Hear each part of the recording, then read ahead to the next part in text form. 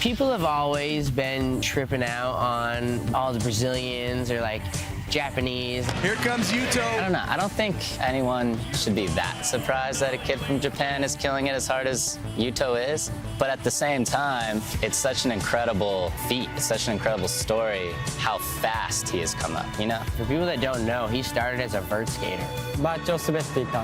Yuto is this little funny kid, dude. He doesn't speak English that much. Pretty much just nods his head, yes. Yeah. Right now, I'm studying English. Growing up Japan was very hard. Not so many skate parks in Japan. My favorite place is California. Good weather, good skate park, so many friends, fun. My dad was skateboarder and he taught me how to skateboard. He made it very fun. I don't know.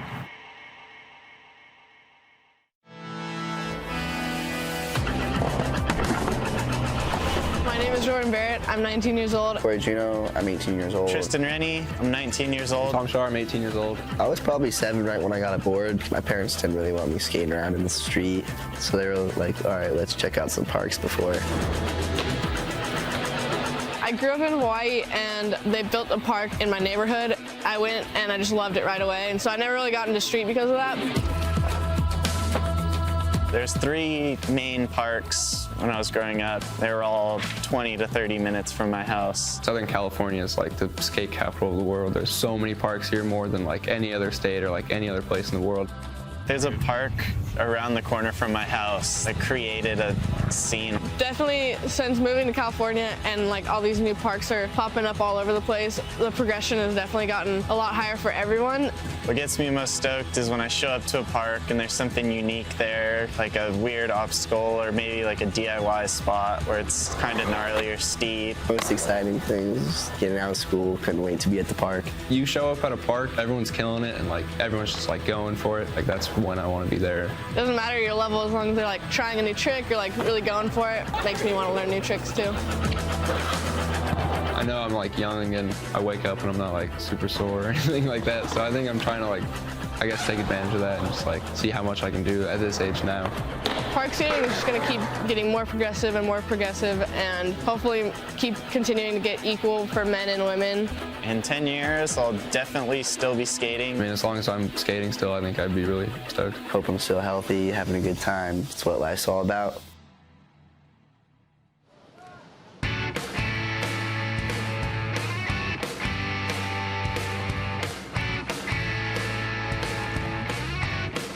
Welcome, skate fans, to Long Beach, California. This is Dew Tour 2018, built by Mountain Dew. I am Chris Cote, and I am with Andrew Cannon. And skateboarders of the world, you are in for 4 days of amazing skateboarding live here from Long Beach, California. I would say this is one of the epicenters of skateboarding in the entire world, Andrew. Yeah, especially in 2018. I mean, you go to Cherry Park down in Long Beach, and it's just like, oh, that's my favorite skater, and that's my other favorite. It's crazy, you know? Everyone's here. What I love about Dew Tour is the experience we provide for the skateboarders and skate fans. All new parks this year. We've got an incredible park, and the street course is looking amazing. Practice sessions have been going off, and of course, we invite all the public to come skate. So if you're anywhere near Long Beach over the next 4 days, come down, skate, watch skateboarding. But for now, if you're watching at home, we're going to start off Dew Tour 2018 with Am Park. So Am Park. Now, we have skateboarders from 11 years old all the way up to 21. Some of the best park skaters on the planet are here to compete. We've got 10 of them, hand-selected from all around the globe. This is going to be an epic contest. To start us off. Yeah, I mean, I trip out on the age range of these kids. I mean, like you're saying, it starts at 11, but we got 13, couple triple 14-year-olds in there. I mean, it's pretty mind-blowing. And then, you know, our one guy, 21 years old, Leandre Sanders, such an interesting skateboarder. He skates transition goofy, but he skates street regular. He's like a unicorn. I mean, it's unbelievable. I've never seen anyone in all the years of skateboarding that does that. Yeah, and there's a lot on the line here for these Am skaters. The winner of this contest will be invited to skate with the pros. So let's break down the start list. Taylor Nye, Josh Dirksen, Toby Ryan, Tyson Zane, Leandre Sanders, Kiko Francisco, Liam Pace, Cedric Pavich, Gavin Bottger, and Tate Carew. So again, you know, the age demographic we have here, 11 all the way to 21. We've got some 14-year-olds in the mix, some 17-year-olds. All these skaters representing the USA. And, you know, we've got skaters. Super global out there today. Yeah, Costa Mesa, New Hampshire, Carlsbad, Jacksonville. So if you have a pen and paper, now's time to fill your calendar with what you're going to watch here at Dew Tour this weekend. So today, Thursday, we're looking at about 1:35 local time. So we're going to start it off with the AM Park Final, go straight over into the AM Street Final. But throughout the entire day, of course, we're going to have a live show happening right here on this set with Blair Alley from Transworld SKATEboarding hosting. And if you're looking forward to the weekend, Andrew, I know you're going to be here from dawn to dusk every day. What are we looking at for Friday? On Friday, we've got the men's pro park and street qualifier. It's going to be amazing. Make sure you tune in. Yeah, Saturday, the women's pro street final and the team challenge. Watch the women warm up this morning. They were absolutely ripping.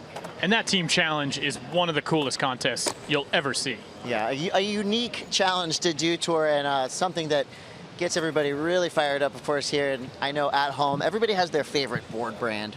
So that's where you can kind of root for the wood, if you will. Team challenge will be coming up later this weekend. I like that we're starting it off with the AM Park. So let's talk details here. 10 invited athletes, one heat of 10 athletes. They get 4 runs each. Best run counts. Pretty simple. It's overall impression. Taylor Nye on course. Starting things off, 14 years old from Costa Mesa, California. Look at that stale fish. Super tweaked out. So we're looking at the park here. This is basically what we've been seeing kind of traditionally in the last couple years in park skating. Nothing super big. I mean, theoretically speaking, everything's pretty big. It's 10 feet, 11 feet, 8-foot corners, lots of gaps, lots of, you know, corners. You see waterfalls. So these skaters get 60 seconds to smash that thing. And, you know, picture this. This kid is 14 years old. He's in middle school right now. Run number 1, 8 makes it. No problem. He's like, oh, I still have 8 seconds left. I'm going to add into that next one. I would call that a full run. So, Andrew, what are the judges looking for here? Judges are going to be looking for creativity, height on their, you know, all their airs. They're going to be looking for skating the course, you know, uniquely, speed, kind of the whole gamut. And they want to see everyone take risks. Yeah, and they look at that stale fish right there.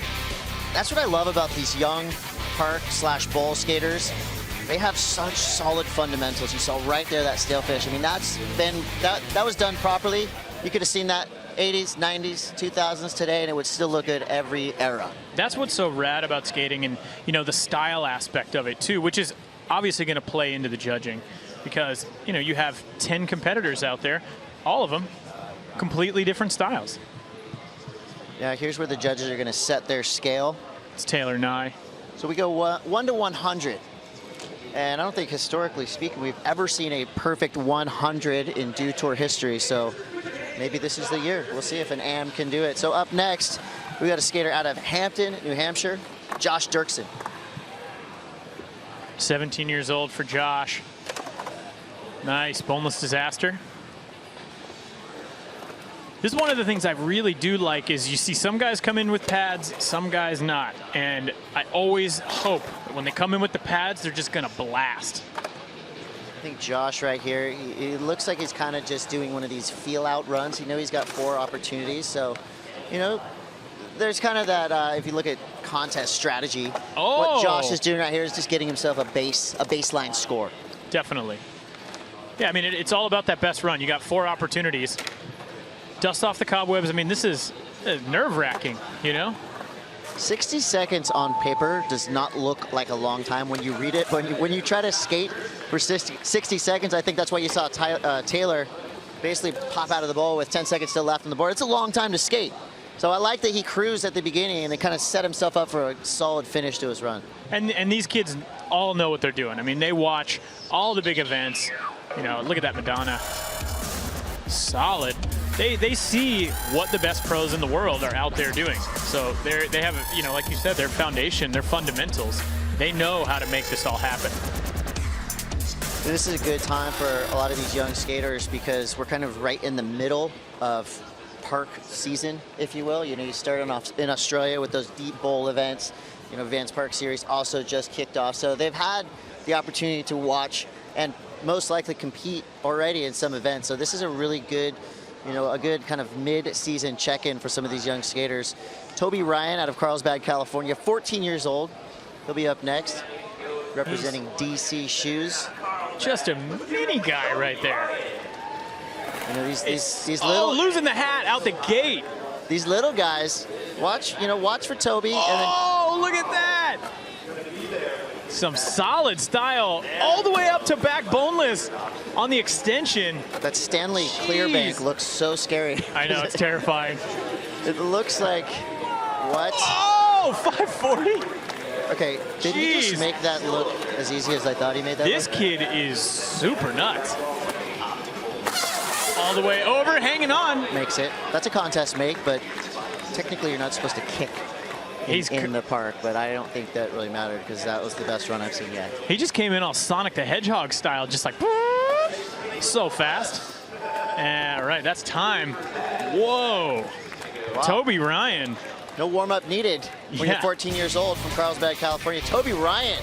Take a look at that. So beautifully done. Then the 5. 14 years old, throwing out 540s in the deep end. Just basically making a 540. Chew on that.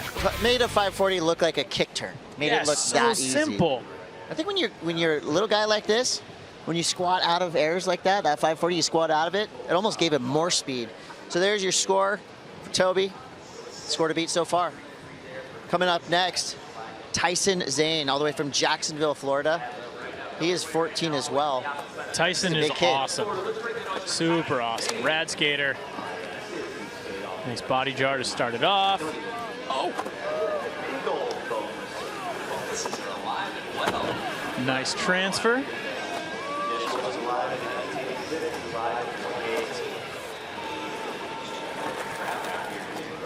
Make his way around the corner. I love the course setup right here. Jeez, it's like Madonnas are apparently easy now.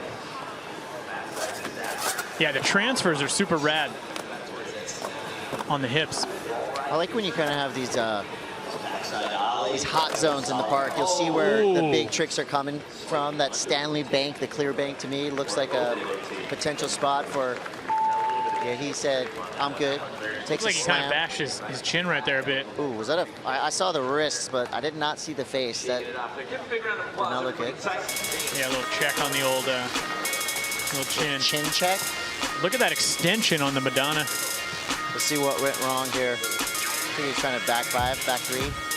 Yeah, look, it almost looked like he was going, full back 3. Just the stick. Oh, yeah, man. That was looking tough. Didn't get all the way around. It looks like he's got all his teeth, so that's the important thing there. He'll be back to skate again. Looks relatively Hey, he's smiling, unfazed. so and he's got a white shirt on. You would see blood if he drew blood. There's our medical staff. Quick check-in. No, I'm all right. A-okay. So, this guy, 21 years old, out of Venice, California, Leandre Sanders. So interesting. He skates both ways. That, obviously you start with a stance, hey, I'm goofy, and then you learn how to skate regular. Oh, I'm skating switch. This is one thing. This guy grew up skating transition, goofy-footed, and skates street regular. That is so I've never different. heard that. I've never heard that before. And it looks the exact same. Ambidextrous stance. Yes. It's unbelievable. He'll be in the middle of a street line, and then he'll go essentially switch back tail a quarter pipe. I think he's the reason he's eating up this concrete right now, growing up and skating at the Venice Park. It's relatively similar to this. You got those big corners at that Venice Park on the beach, so he's used to the California vibe, I guess. I mean, what is it, 75 degrees, perfect here today. So then you just try to switch kickflip, essentially, on the quarter pipe. He had some call really good flow. Do you call it switch if he just does both as good? He's confusing us. Because, I mean, hey, he dropped in goofy. He did, 98% goofy-footed, and so I'm calling it a switch kickflip. Well, all these skaters will get 4 runs, best 1 run count, so you can technically do the same run over and over and kind of add tricks and maybe improve your score. When we talk about that creativity factor, the judges want to see you utilize this whole park, right? They want to see every wall hit, every extension used. And I like this run. from Leandre. If he cleans it up at the end, I think that could be a lead-taking potential. It's cool to see him skating this too, because he's skating it a little differently. You know, you're going to see different styles. You're going to see the guys coming out with the 540s, and then, you know, like someone like Leandre, a lot more transfers, spending a lot of time on the coping, super good style on those Smith grinds, lip slides, all of that. And we'll see how the judges react. 65, fifth place. Score to beat right now, 71. By Josh Dirksen. So Leandre will go back to the drawing boards, hopefully clean up the end of that run. So Kiko Francisco, he's 16 years old from Carson, California, Vans Park local. This dude was doing 18-foot backside ollies at the Vans pool party. Basically shot onto the radar with some of the biggest, most perfect backside ollie no grabs we've seen at pool party. And I'm a huge Kiko fan now just because of that. That's so and this, awesome. skateboarding like this, of course. Coming out with some speed. Yeah, that first backside ollie was looking really good. Oh, look at how low he got on that. Unreal. Feeble to fakie around the corner. You know he's going to be feeling the most comfortable in the deepest part of this park, skating the combi every day. And that is his bread and butter in there. We'll see if he can, you know, step up to some of the other obstacles we have here. So it pops out, 4 seconds left.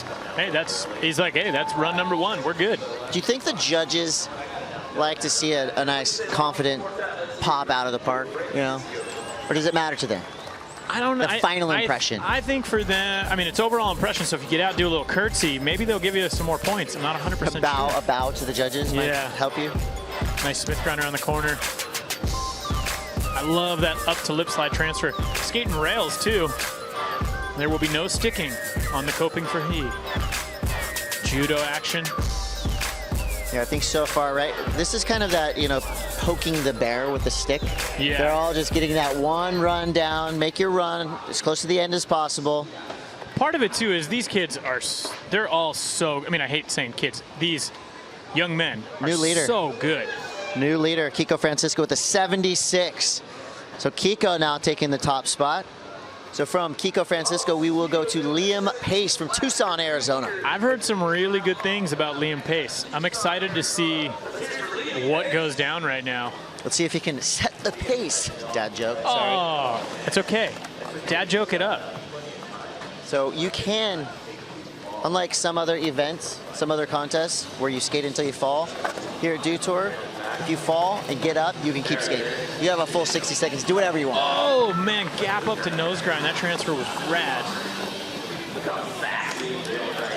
Oh. Okay, so, you know, we've had some falls in here, but sort of setting things up, it's looking like some really cool tricks are coming into play. So we're gonna look to those next 3 runs. That's what I like about 4 runs count. You know, you can kind of set a run or 2 up, and then with your second 2, you know, your last 2 and 4 runs, third and fourth runs, you can really flare up. Here's some unique lines we've seen so far. That nose grind was awesome. Yeah. Super. I love that hip up to the tall middle quarter pipe. This is cool because this is really setting it up for the entire weekend. Some of the hot zones in this park. What are you seeing as some of the hot spots that are going to be getting big scores? I think the Stanley extension is going to be really interesting. I think we're going to see a bunch of people gapping over it. I love that hip transfer in the middle, and I think that's honestly going to get a ton of action over the weekend. So that's going to be, like, to me, the coolest one to see the craziest trick going down on that. 18 years old from Ocean City, Maryland, Cedric Pavich. This dude rips. Yes, Cedric is gnarly. You know, I think the coolest thing that I like most about this current crop of park skaters is the ability to mix old school and new school fluidly. And he speaks the language, that's for sure. Cedric does that really well. Nice front feeble in the corner. Oh, backside lip slide. Gosh, you made that look so easy. Back Smith. I like it, getting a lot of coping. Oh, that was awesome. Front 5-0 revert around the corner. Just stood up beautifully. Feeble to fakie. Oh, very nice. Yeah, so that was a solid. Using solid using a full 60 seconds. Fall at the very end most likely won't hurt him. I believe if you're on your way up to the coping as time runs out, you will get counted for that last trick. Let's take a look at SKATEboarding. Feeble around that corner right there, and then right into the backside lip slide, making his way across the other side of the bowl. There's a look at that 5.0 180. That was so rad, just rolled away super, super comfortably. I love when skaters do the 180s or the reverts out late. Yeah. You know, you saw he kind of had the pause on the 5.0 and jammed it out. Looks so awesome. I feel like that is close to a top 3 run, and my feeling was right. It's a new leading run. 77 points. What made that run just that much better than the run from Kiko Francisco? I think it's going to have to be, you know, he just really implemented some difficult coping tricks on that. And that was so cool to see all those tricks, the ones, you know? Gavin Bottger, this kid is 11 years old. He is the skate bacon beast, and he starts his run with a 540. This kid is awesome. He's a miniature human. And we're so psyched to see him out here. That's one of Neil Hendricks' favorite skateboarders. Oh, yeah. Oh, nice Smith grind. How do you do Smith grinds so proper at 11 years old? Is that something new? He's just been snacking on him for a long time. Look at that right there. Jeez. Putting together a serious run. Nice transfer into the deep. Wow. Oh my God. Dude. Okay. This little guy is killing it. He is the bacon beast. Oh my God. He has taken his foot off on those airs so many times. Look at that. He's still going. This is what, 80, 90 seconds in? Yeah. They're like, hey, wow. Hey, Gavin, your run's been over for an hour. He's like, I can't, I'm having so much fun. 11 years old, comes through correct. That was insane. Gavin Bottger. That is a name we will be hearing, seeing, loving for a long time. This kid has power already at 11 years old. Setting the tone, like, hey guys, 540, I'm in. And then just mixing it up. There was such a good mix of everything in that run. Coping, look at that, flip tricks. It's crazy how consistent this kid is too. Jeez. I mean, and he really did the most cool. tricks out of anybody. Mix the old school, new school, just kids educated. Look at that right there. Back 3 judo. Dude, that was insane. I can't wait to see the score on that. Definitely gave the score judges right something now, to chew on. 77 to beat. I mean, this kid's already been in contests since he was, and he blows the top score right away. There.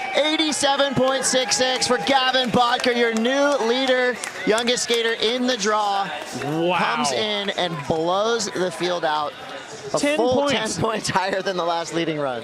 That's not even like a, oh, well, it was like 9.75. Like, that's 10 full points. That's insane. Another young ripper from San Diego, California, Tate Carew, 13 years old. Jeez. Oh, nice big bonus right there. Oh. All right, 35 more seconds. Lots of time. That clock goes quick when you're running through the flat bar. Yeah. I like the hustle, though. That was nuts. That was 540 body varial? Yeah, full varial in there. It's mental. I like how he just did that after a fall, runs up, and kind of just mellow, drops in, gets the 540 varial. Calling it quits right there. Yeah, well, he knew. He's like, hey, if I'm going to do it, I got to make a statement right now. I just had a little fall. It's almost like when you can, if you react and you can kind of get a little bit more practice. That's what we're talking about. These skaters all have 4 runs, so you can blow it on 3 runs.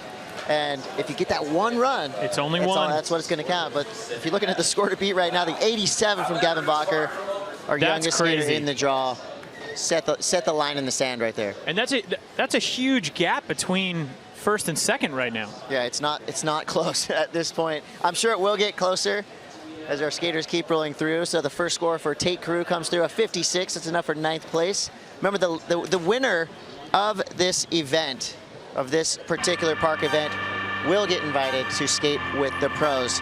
So here are your results from the first run. 3rd place, Kiko Francisco with a 76. Cedric Pavic, 77.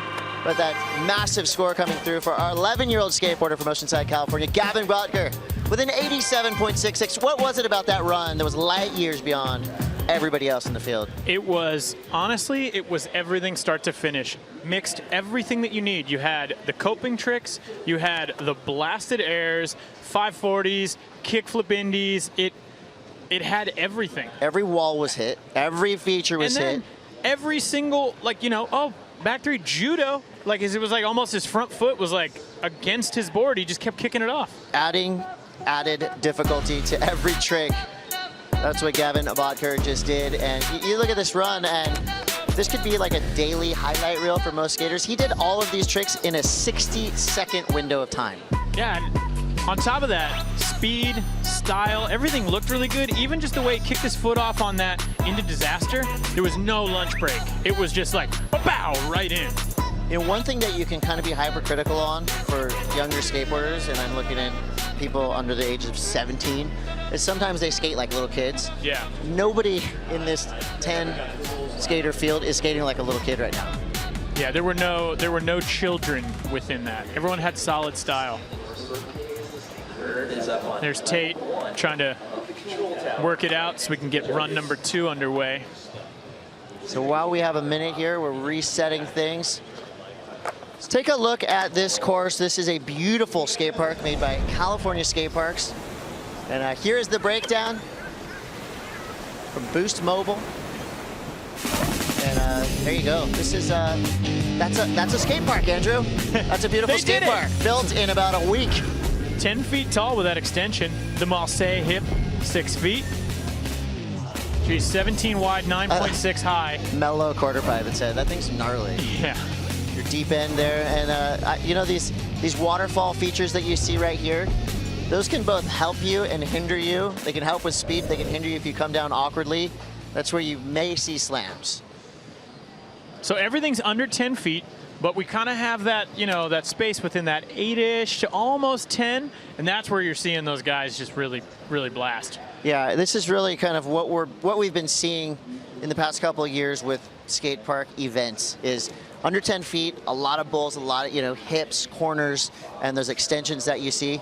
I mean, this is just something that anyone would want in their town, in their backyard, at their disposal. And the cool part about this is it's brand new, so everybody's had the same amount of practice. Yeah. Nobody is a local to this particular park. So as we get into round 2, everybody in that first run of 4, besides Gavin, who are you thinking is a standout that we should definitely pay attention to for this next? Next heat? You know, Cedric was awesome, ripping. I'm excited to see what Tyson Zane brings. Leandre is going to be super, super awesome. It's going to be good stuff. Quick bail for Taylor Nye. So, you know, to me, I keep harping on the fact that these are young, 14 years old. We have, what, 4 14-year-olds, a 13-year-old, an 11-year-old. So for Taylor, drops back in, falls again. Yeah, unfortunately. How do you bounce back from a run like that? You know, I think a lot of these guys, they get it. You know, they know the deal. They're like, look, one run, if I fall, it's over. It's lights out. You know, I mean, calm, right? It's going to be, you know, especially when you see a run like Gavin's, 87.66, flawless run, super difficult. They know that if they want to win, it's going to take every ounce that they've got inside of them. All right, so all these skaters have 4 chances to drop a big score. Josh Dirksen, this will be his second run. His first run, come through at a 71, so he was right there in the lead for a minute. Let's take a look at Josh Dirksen, 17 years old from Hampton, New Hampshire. Live free or die. Nice front feeble around the corner. Making his way around over that Marseille hip. Back up, gap to tail slide. Some good flow around the course. I like this dude's style. Yeah, definitely.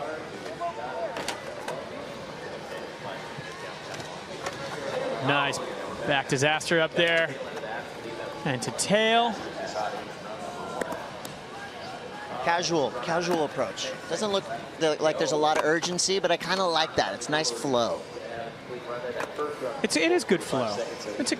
That's a nice way to say it. Some flow. Good flow. You know, I feel like he needs to add a couple tricks in there just to up it up to what Gavin did.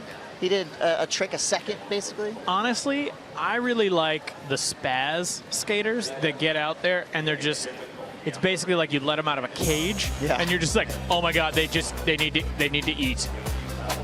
There's a bail right there. For Josh Dirksen. Run number 2, scores in. A little bit lower than his first run, so he'll be hanging on to the 71. A 67 comes through. Toby Ryan, Carlsbad, California, 14 years old. He had a 70.33 to start. We'll see if he can improve on that. Here we go, straight in. You were talking about, you know, some of the guys, you know, when you're young, they look like little kids. This, oh my God! Kickflip stalefish, back boneless on the top deck. With the slickness, you see that dude, slip a little bit? That was scary. This kid is a savage. Oh! Get out of here. Oh, that was awesome, gapping high to low. I think that was the best 540 we've seen yet. Yes. Oh man, going for another kickflip. I can't believe he went kickflip stalefish so early on and so well. And just one more trick here. All right, that's time. Whoa. All right, so I like it. That Stepping it up from his Toby first Ryan run for sure. Is sick. All right, we got to take a look at this. I like that hot pocket. Look how much speed you can get out of there. Dude, look at that kickflip stalefish. That's so difficult. The timing, the grab itself, and then followed up by that back boneless that you were talking about. A little sketchy, man. Dude, that's plastic. You could die. That is oh, there we go. Best 540 yet. And I say yet because we will see a lot of good 540s in these next several runs. But that was just the way he grabbed and the style, like, that was great. Looks kind of like a mini Dustin Dolan. He's like, no big. That's one of the things I love about the contest is all the young kids are just like, oh, what up? What up, Toby? Saying hi to his friends, family, fans. No doubt watching to see from where the Carlsbad. score comes in. Oh, right there, 78. So that's enough to get Toby Ryan in second place. Yes. So we got an 11-year-old and a 14-year-old in the top 2 spots. That's amazing. No big. Dude, narrowing the gap, though. It's only a point, but they are that much closer to Gavin. All right, coming up, another 14-year-old from Jacksonville, Florida, Tyson Zane. Pretty good run, 69.33 in his first run. No doubt looking to improve on that. He had that fall, though, you know, where he hit his chin. Oh, so yeah, the face fall. Hopefully. Oh, huge boneless. Really, really well done. Was that a foot cut? Did that foot come off? I don't know if it was on purpose, but it looked cool regardless. Whoa. Oh, man, going huge right now. On the transfer up. Yes. Back into the deep end. 9 foot 6 inches in that deep end. We are seeing such a rad rise in amazing skaters coming out of Florida. Oh, there we go. I like just settling down a tad, saying, hey, it's time. When a skater slams on a trick and then goes back and does it. It's a little bit of a statement. Yeah. So a but full you know what? run right there. It looked like it was kind of going 540 style on that last one, and he kind of calmed it down and was like, peel it back a tad. Get a make under my belt. Yeah, put a run down. This was a good run. That looked like the foot was meant to come off. Yeah. Purposeful 1 foot. Look at how well done that was. All right, the score comes through. It's enough for 5th place. Does improve on that 69.33, adding. It's a 73. What was it about that run that was just that much better than his first run? Well, definitely stayed on, you know, but really put it together. I mean, great style for Tyson. And I have to comment, I love that Tyson DGK in the park contest. All day. That is so rad. You know, you watch a DGK video and it's mostly, you know, skating street ledges, and so it's really, really cool to see Tyson out there ripping. I like that any of the kids in this contest right here could go and just destroy the street course. We know this. These are all well-rounded skateboarders, and in the park right now, one of those skateboarders, Leandre Sanders. Well-rounded, well-footed. Leandre. And we have, you know, we talk about the ages, but how about the sizes? This dude's what, 6 feet tall, going up against Tate and Gavin, who are 4 feet tall.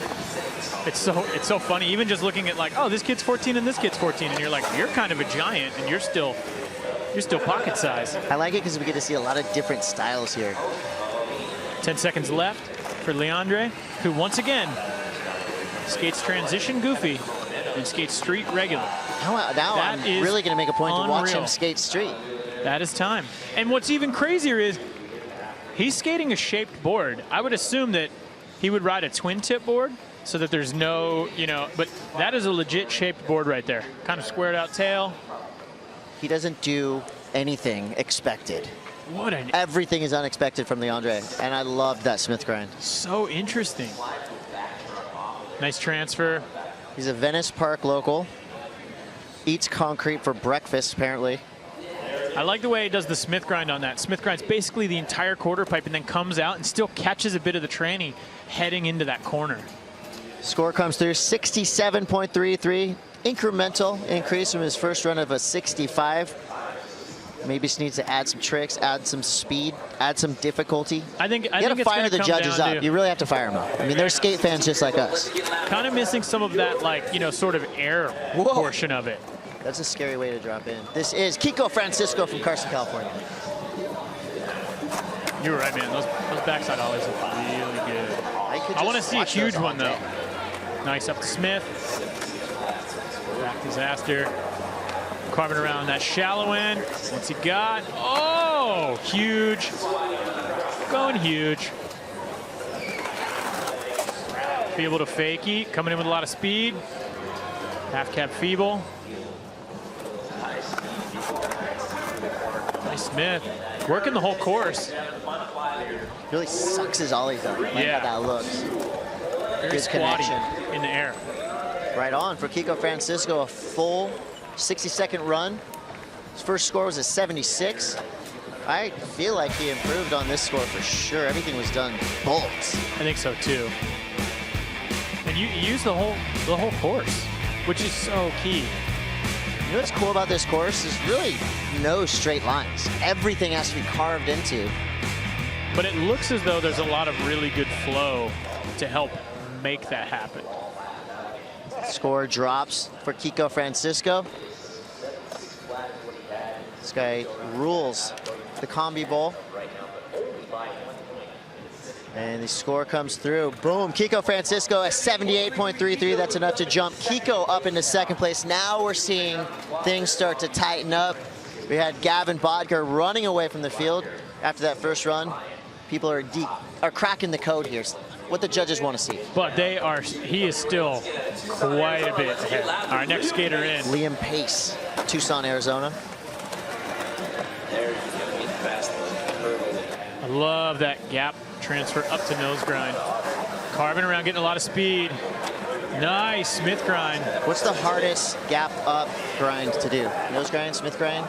I don't even know. Oh, utilizing the course differently. Airing out in.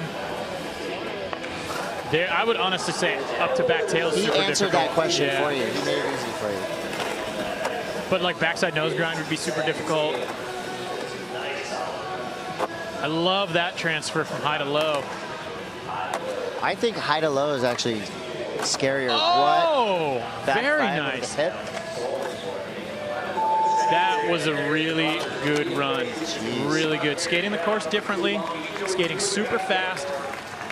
There was a lot of carving though, and whereas you look at Gavin had tricks wall to wall. So looking forward to seeing what the judges think. Well, Liam's first run was just a 28, so he's going to probably triple that score with that last run. He's going super fast. All his airs were big. And I like what you said. Nobody's looked at the course like that. He had a totally different visual on this whole course. Yeah, and then this is where around up to back tail, judges are going to take that into account. Skated the course differently, got some extra speed. And then there's another look. Nose grab, 5. Over that Marseille hip. Waiting for scores to drop. They come through. 82.66, a new second place skater with Liam Pace. All right, now we're narrowing that gap. Yeah, as we're looking at the high score on the day so far. Gavin Bottger with that 87.66. Let's take a look at our top 5 here from Dew Tour. Am Park. And don't forget, the winning skater here will be skating in the Pro Park division. A huge opportunity for one of these young skaters. Right now, Gavin Bottger putting the laying the gauntlet out there. 87.66. How is anyone going to touch that score? What do they have to do? It's, you know, you look at, so what's cool is right now, top 2 spots. Gavin came out swinging, just super difficult trick, every single wall. Then you got Liam out there really carving that whole course up. A lot of coping. It's 2 super different styles. So Cedric Pavich was in 2nd place until the last 4 skaters dropped and improved their scores. We'll see if Cedric can answer back. Oh, that was rad. Sugarcane. Going for the gap with the no slide. That was looking really good right there. Still, you know, bit of time. Do you think these guys, when they watch the skaters that go in front of them, are they checking off tricks like, well, they just saw gap up back tail, so maybe I'll do gap up back nose, or? I don't know if, you know, do they just have like their tricks Cedric in mind is, that they want to do? Yeah, I think, you know, the guys that really look at this and have that strategy, they're looking at what everyone else is doing and going, okay, that got them a 78. How do I get up closer to Gavin? Because I can't do this, but I, you know, excel over here. You kind of have a field that's split between the skaters that are just kind of skaters of, you know, free form.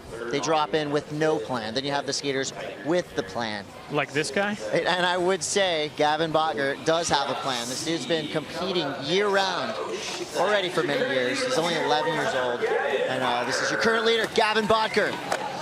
He's in, trying to take himself out, currently seated in first, 87.66. Looking to improve. Look at how tiny that board is. Look at just those little legs as he runs, man. It's so gnarly. And this guy, again, has been under the tutelage of one of our co-commentators here, Neil Hendricks. Neil's been singing the praises of Gavin Bottger since he was 9. And if Neil says somebody rips, I believe it. I believe in Gavin Bottger. I just haven't seen enough heel flips, you know? I want to see some more heel flips to really get that Neil influence. Maybe a fast plan. That'd be great. Awesome. So Gavin, currently in first place. That run will not eclipse what he did on his magical first run. The 87.66 stands as your lead right now. That Gavin, was a tough slam for him right there. When you slam on your backside like that, it kind of sends a shockwave up your spine. It's not just where you slammed, it kind of affects your whole body. But he's 11 years old, so he's kind of made of rubber. Yeah. He'll bounce right back. Here's your top 5 right here. Liam Pace and Kiko Francisco both jumped up from the depths into 2nd and 3rd place. Story still, Gavin Bottger, your 11-year-old in the lead. Got one more skater to take his 2nd run, Tate Carew. 13 years old from San Diego, California. Tate had a rough start out there on that last run, but seeing this kid around all these different contests, he's got the tricks, that's for sure. Another one of these young dudes that is doing a lot of tricks that were invented 10 years before he was born. Oh, I like that. All the way around on the transfer. Switch carve. Oh, that was rad. Cab body jar. That was sick. That combination right there was insanity. Yeah, that was super nuts. All right, so that was back boneless varial. Give us a second to catch up, T. Calm it down, young man. What? Heel flip Indy. So again, adding difficulty to already difficult tricks. Exactly what the judges want to see. All right, saying on that's that it. run, and I am too. That was a great run. That's definitely going to move him up the leaderboard. Top 3. You know what? I try not to play that game. Play it. I can't play it, man. I'm not a judge. Well, we do have the world's best judges up on deck right now. And look at that. That was crazy. They're watching every second of these runs. That's the combo that I was talking about. That was towards the end of his run. Dude. Multiple 540 combination plate right there. If you ordered what you wanted to see in a run, that's exactly what I would have ordered right there. That was awesome. Heavy. Looking forward to seeing scores. There's Gavin right now, awaiting to find out. Did Tate just come in and smash him? Very much down here with the current leader, Gavin Bottger. Gavin, ripping, nice work, sitting in first place after that first run. You were here last year, 3rd place at Dew Tour. What was your favorite thing about Dew Tour last year? I think my favorite thing last year was the park. It was just super nice and flowy. And you're digging it this year, it looks like. Yeah, this year it's like better. It's super fun. All right, there's a lot of awesome dudes out here, a lot of pros, a lot of legends. Any skateboarders that are out here this week that are some of your favorites that have inspired you in your skateboarding? Some of my favorites are like pretty much all the pros because they're all super good. Right on. Well, you're super good as well, man. The future right here, and you might be skating with those dudes. Once again, top skater from this goes into the pro qualifiers. Gavin, best of luck on those next couple runs, man. Keep doing you, keep ripping. Keegan, what do you want to say to him? Good luck. Right on. Thank you, Keegan Palmer. Yeah, Gavin, back to you guys.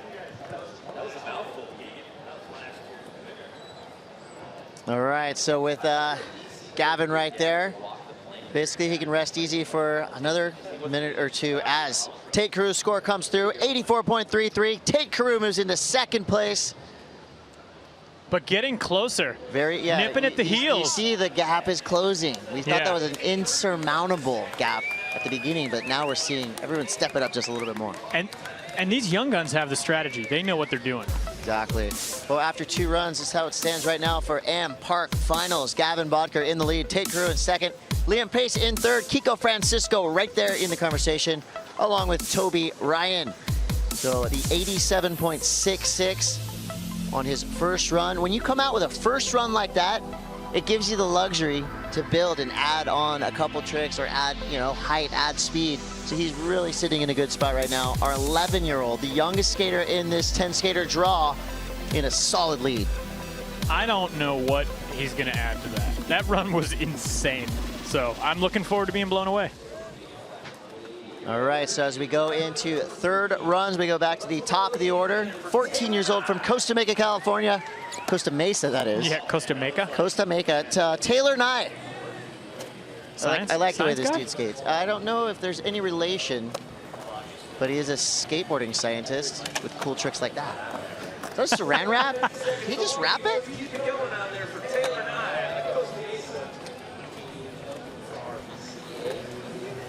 Speedy guy right here.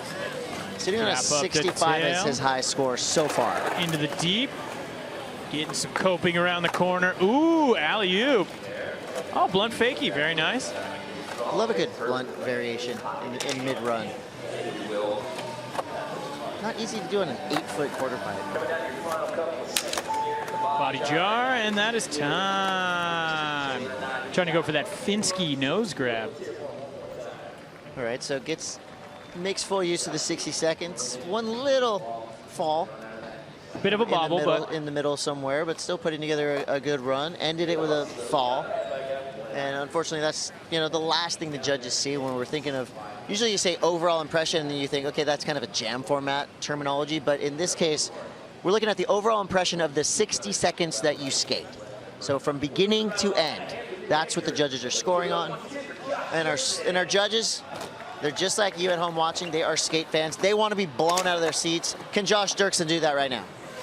We will see. I love that. Lip slide in the sugar cane. He's definitely the cruisiest of this field, but he's got a lot of power, cool looking style.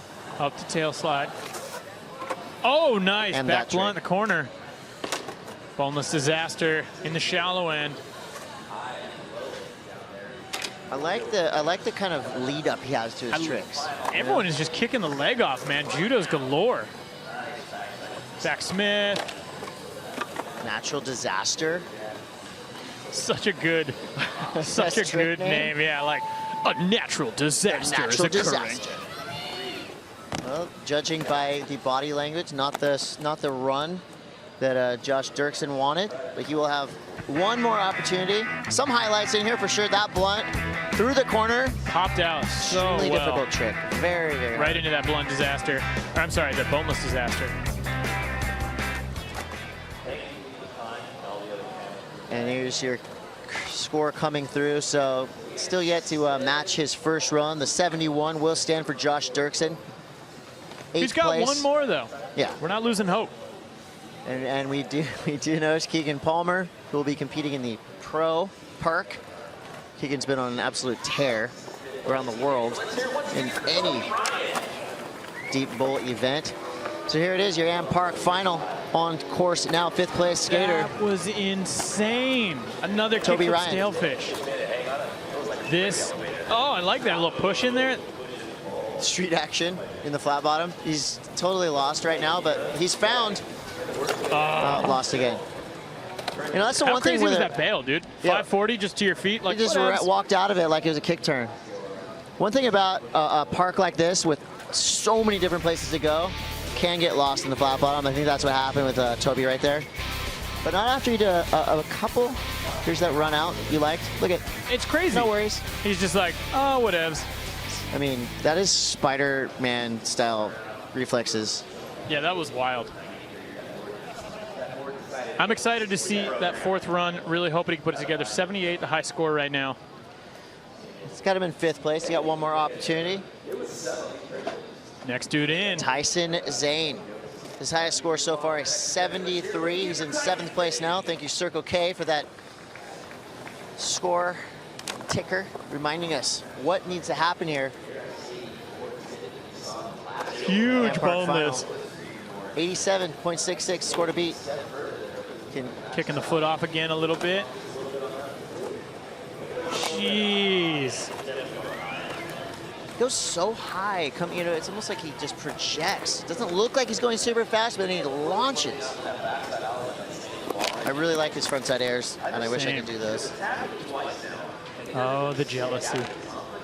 So Zane comes through. He was looking to better a 73. Had a couple bails, so most likely will That's not do that. Gonna do it. But he's got one more opportunity. That's why we really enjoy this 4-run format. Plenty of chances. This gives you every opportunity. Still the score to beat, that 87.66, has been looming large with Gavin Bottger in the lead. And as we go for the 3rd run, always fun to watch. Leandre Sanders skate. He's from Venice, California, 21 years old.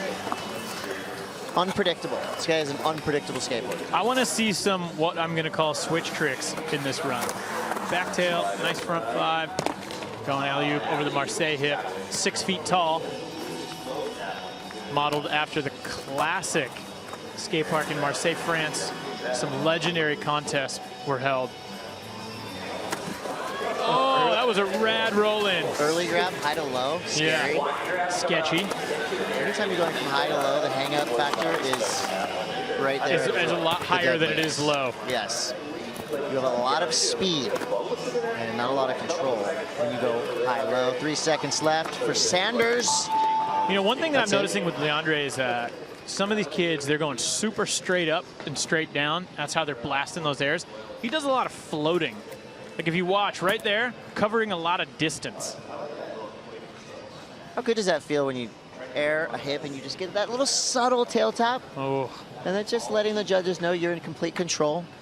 So we'll see what magical. that score comes through at for Leandre Sanders. Still in 9th place, 67.33, his high score.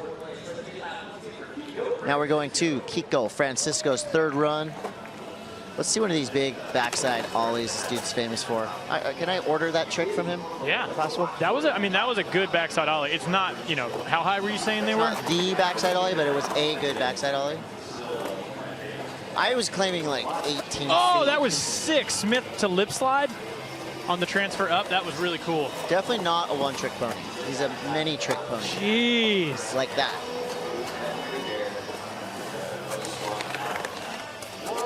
That was rad. A lot of tiles. Your cab shout out right there.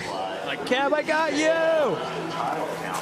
This dude skates with Steve Caballero, Jeff Grosso, you know, all the legends at the Combi Bowl, so you can tell where he gets his influences from. So, eject a little early, but man, that was a really, really good run. Currently in 4th place, so that's 78.33. I think this run has the potential to outdo the last one. It was a really, really good mix of everything. I agree. Solid. Like, oh, look at how rad that was. Really well done. And I would say that he's definitely winning the name contest. Kiko Francisco is a really fun name to say. Kiko Francisco. Kiko Francisco's score. It's kind of like Elf. Is going to be. We shall see. Is it going to be enough? Oh, I thought I was going to time that Come perfectly with the on. judges. So I like that. to get into top 3, you got to beat 82.66. That's Liam Pace right now from Tucson, Arizona in 3rd place. Is it going to be enough? Well, he definitely gave the judges something to think about there. I know. They're like, judges, oh, man. Well, he's smiling. He's high-fiving somebody. He feels good about it. We feel good about it. Now it's up to what the judges feel about it. They're taking their time. I like it. Killing me. This is a big moment right here. This could be a momentum shift. So as we just saw Kiko Francisco ripping, dropping in and destroying from beginning to end. We'll see what the score comes through as, 78.33. And here is your score. It is a 74.66, just under what he had on his previous run. I was wrong. So yeah, I feel like it was right there. And now that the judges have seen something from everybody, you know, they've kind of set their scale. And I think they reset their scale with every heat that drops. Oh, we're back into it. Pace in the park, 82.66 is his high score. That's enough right now to keep him in 3rd place. Nose grind is so rad. See if he can up the ante here. I would say the most speed we've seen thus far. 50-50 into the shallow right there. Look at all these transfers. Oh! That was a transfer into oblivion. We'll keep our eyes on I hope he's all right. Gets up, walks it off. You never like to see those flat ground landings. All right, here's another look. Where did it go wrong? It honestly just looked like he was a little bit over, just a little too much. And unfortunately, he just wasn't able to hang on to it. He was going really fast into that transfer. You could tell he's one of these skaters that, I mean, he will keep going. Look at the swellbow on his elbow. He's got a wrist guard on. He's just landed straight to the flats from about 15 feet up. He's a warrior. Very rad. I want to see that elbow again. That is, or I mean, I don't want to see it. It's a gnarled elbow. It's a swellbow from Hellbow. I'm hoping we see, I'm hoping he can put it together on run number 4. I'm hoping he can find an ice pack because that thing looks harsh. All right, so from Liam Page, we're going to go to Cedric Pavic. He's been a little bit quiet in his 3rd run. He's got a 77. He's in 6th place. This guy is a top 3 skater if there ever was one. He's got 35 seconds to prove it. Here we go, Cedric. Oh, the up to nose slide. We'll get back at it. Such Not a rad stressing. transfer. He knows he's got one more opportunity. Yep. You can really let it fly. But back in. He's going to use the last 15 seconds here. I mean, you have the bowl to yourself, the entire park. You might as well. Cedric is one of these guys that when I watch him skate, you can just tell he's got a Rolodex of tricks that, I mean, goes around the world and back. He's got every trick, every boneless variation, inverts. I mean, he's got everything. And he mixes everything up so nicely. It must be cool to see what goes on internally in his brain. Like, what trick does he pick out of air to go with? And representing Antihero Skateboards. I bet it just Cedric Pavic. feels so cool to be able to skate like that. I would love to skate like Cedric Pavic. Dream come true. All right, here we go, folks. Your current leader, 11 years old. Skate Bacon Beast, Gavin Bottger. Here we go. What can he do to improve on an 87? Well, he starts off with a perfect 540 every time. It's just so easy for him. Nice Smith grind, heading into that corner. Transfer up the lip slide. There we go. Already a power skater at 11 years old. That's the one thing you could be critical on. The push off the knee with the hand, the front hand. He's 11 though, so you kind of, you know, even it out. All the way around over the hip, 360. I feel like he has a little bit of Peter Hewitt influence as well. Look at his arms. Oh! Dude, fully just went for the cab heel. Another Dude, he's just getting tossed. Yeah, even at 11 years old, slams still hurt. And you know, don't get us wrong, we say, when a kid like that slams the same way twice in a row, that will hurt tomorrow. He went down tough, too.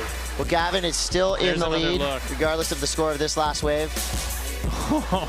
No quit. No quit even from beginning to end of that trick. Trying to hang on. Score will come through for Gavin. Hey, still run number an 3, 83.3, yeah. Still getting an 80.33 even after slamming. This kid is heavy. Yeah, he's ripping out there today. All right, 10th skater in the draw, 13 years old, from San Diego, California. Currently sitting in second place. This is Tate Carew. Look at the extension on that. Big boneless. And he's kind of been firing it up more and more with every run that he's taken. This is his third run here. Oh, going for the calf heel. He's like, oh, Gavin, you fell on that? He's like, do you mind if I borrow your knife? He goes down. He does have 23 seconds to go. We'll see if he uses this last bit here. It's just to show everyone it's kick flips. 14 seconds ago. He's going to chill. He's like, it's all good. Well, he's still in second place. Tate Carew. Remember, the top skater in this top 10 right here in the finals will go to the pro contest. They will get the golden ticket. They will earn the golden ticket. Nothing's given here at Dew Tour. There's a quick overview of your public park right there. That's given. You can come skate that for free. Gavin Bottger still in the lead. His first run, an 87.66. It's that big number. It has been crept on with an 84.33 from Tate Carew. Liam Pace with an 82.66. And here we are in the finals of the finals. One more run each from our top 10. Comes down to this. Here's how we got here. This is your leader, Gavin Bottger. Perfect 540. I mean, that is timeless perfection right there. Classic. Look at that. Just a little guy just blasting. Super consistent. He's fast. He's got just the right mix of old school, new school. I mean, unbelievable. Has this kid been watching Peter Hewitt videos since age 8? What's he doing? YouTubing? Where did he learn how to 540 at that age? Well, hey, check it out. YouTube tutorials? From Transworld Skateboarding, we're going to welcome Blair Alley What's up, guys? to the booth. Blair was over at the park. What's the vibe like over at the park? I know you were in the mix watching these young skaters rip. Yeah, everyone's stoked. I think everyone's blown away at how young these competitors are. This is Blair Alley over here, of course. Andrew Kennan. I'm Chris Cote. We're here at Dew Tour, Long Beach, 2018. This is built by Mountain Dew, and as you see behind us, we're raging already on a Thursday. It's about 2:30 in the afternoon here in Long Beach, California, the epicenter of skateboarding in California. So far, so good. Here in the AM Park Final, an 11-year-old skateboarder, the youngest skateboarder in the field, currently in the lead, and he has one more opportunity to better the 87.33. But with every single run, these guys are creeping up.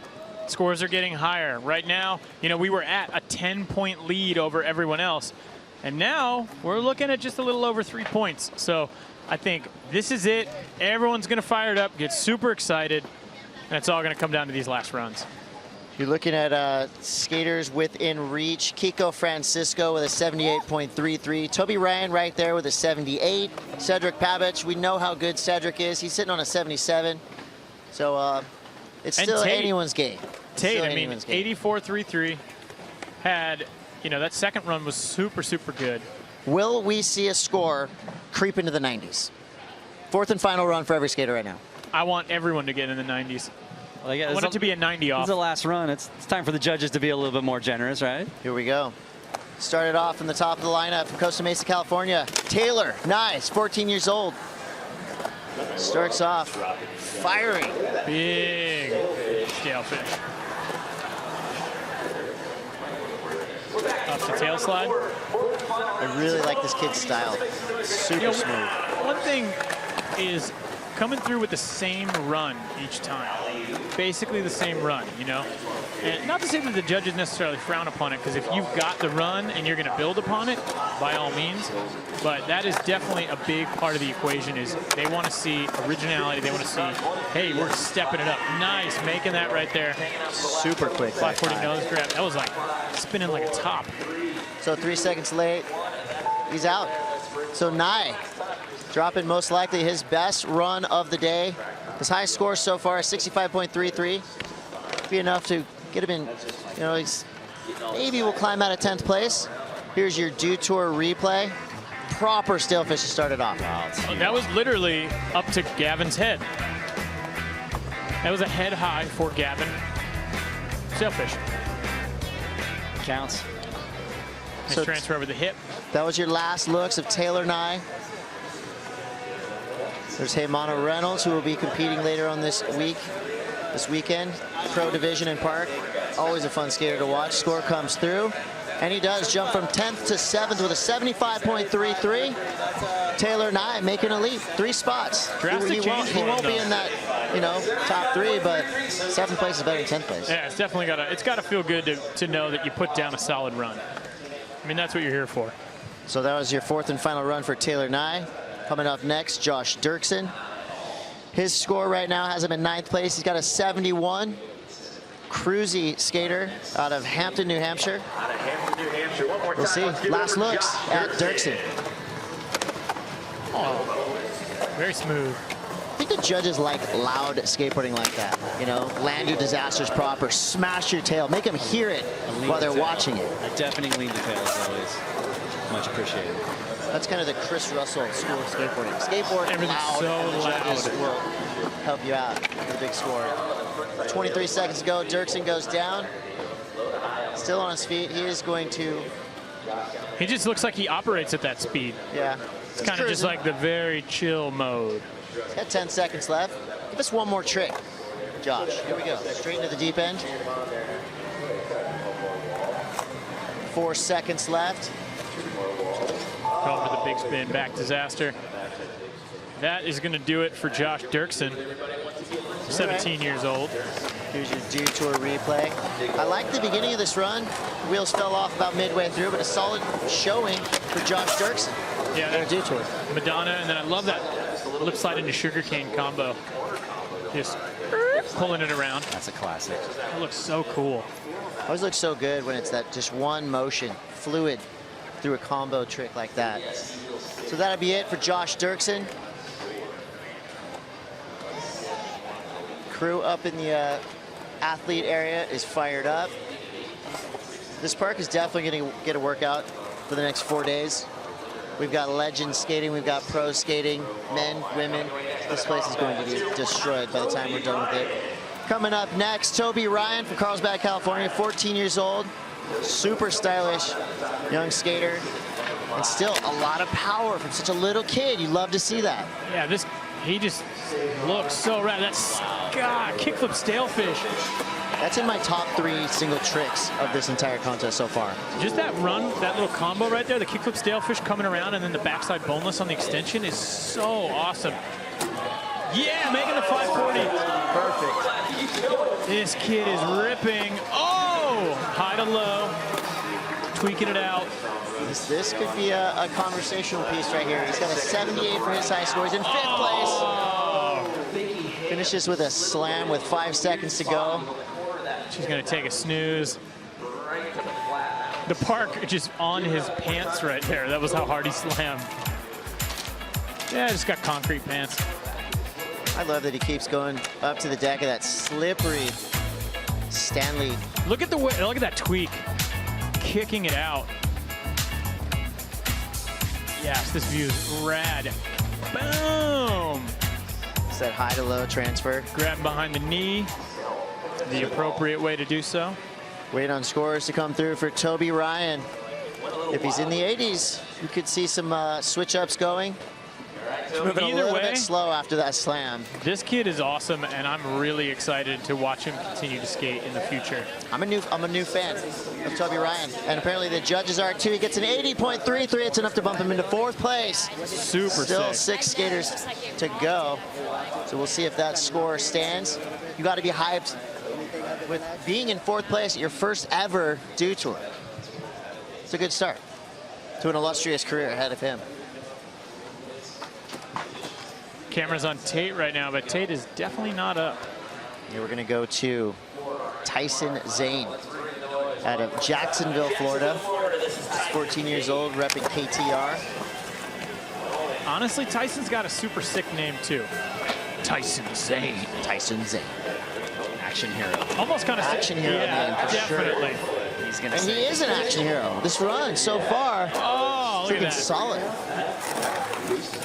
Oh, catching on the back Smith. There's a commentator curse right there. My bad, Tyson. Don't worry, it wasn't you. I just want to see more of this guy skate, because you can tell he probably rips street too. You can just tell by the way he skates.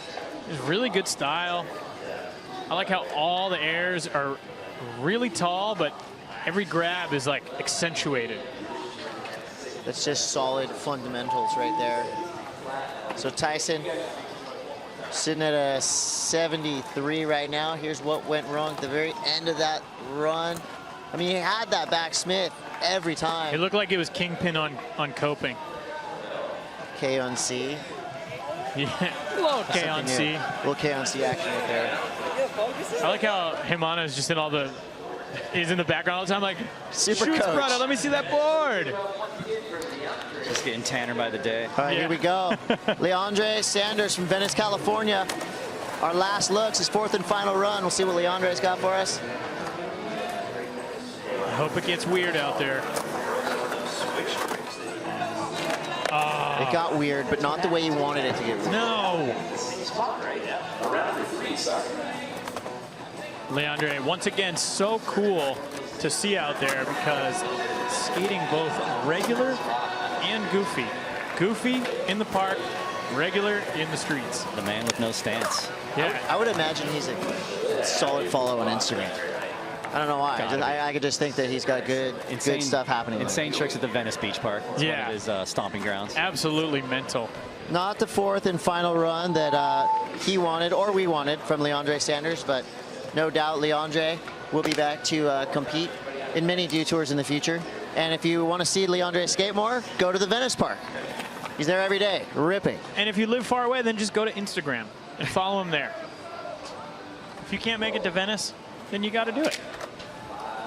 So from Leandre, we will go to Kiko Francisco, Vance Park local, Combi Bowl ripper, owner of one of the best backside airs we've ever seen done in the Combi Bowl.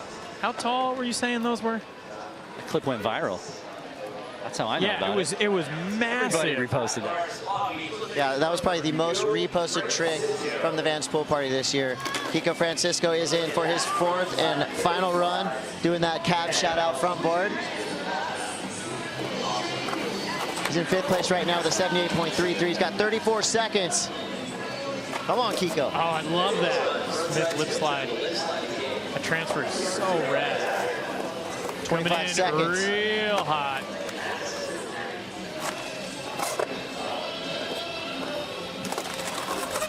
Oh, there we go. Half-cap people going to fakie. Into the corner. 10 seconds left for Kiko Francisco. Will this get Kiko in the top three? So far, so good. He goes down with 5 seconds left. No. Especially, he's as especially he's on as a shocked as backside, we are. A backside ollie right I know there. we've been talking about We his keep backside just ollies. talking, yeah. He's got the greatest. He's got the greatest. And then over the little hip. Little's relative here. Yeah, so of course this park, you know, we're looking at walls between 6 and 9 feet. Couple replays here for Kiko Francisco out of Carson, California. 16 years old, representing Powell Peralta. And it's fitting because he basically skates with the entire Powell team from then and now. And you can see in his influence, the tricks he chooses, the way he skates. Again, everybody in this 10 skater and park final has that perfect mix of old school and new school. And that's exactly what we want to see here at Dew Tour. We wait for the score.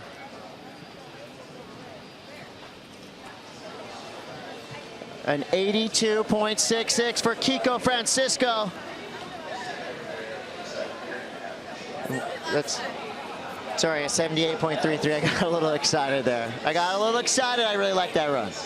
But hey, a solid score nonetheless. A 78.33 for Kiko Francisco. It'll move him into fifth place. 17 years old. That means we're going to see Liam Pace, one of the, I'd say the fastest skater we've seen in this contest yet. Yeah, big fan, stoked to see him skating out here. Comes from Tucson, Arizona. Yeah, and you know what? You can really tell too. Those long flowing locks, really just blowing in the wind. Is that an Arizona hairstyle? Yeah, you know, with the swell bow, with a third air to flat landing, not the kind you want to see. That'll be it for Liam Pace. Solid result for Liam thus far with an 82.66. He could hang in there on podium in third place. Here we go, Cedric Pabich from Ocean City, Maryland, 18 years old, representing Antihero. We'll see what Cedric's got. So rad too that he's got a brother that skates and absolutely rips. Yeah, his brother Roman will be competing in the pro division as well. If Cedric can win here, he'll be joining Roman in the pro division. That would be awesome to see. And the Pabich brothers have put together some incredible parts that you should, after tonight maybe, get on YouTube. Yeah, this Google evening. those parts. That's when you give it a shot. Watch the live stream, get stoked, watch on YouTube. Look up their video checkouts on the Transworld site. Exactly. Shout out. So that'll be it for Cedric Pabich. Sitting in 6th place, most likely won't improve his situation. Solid result though for Cedric Pabich.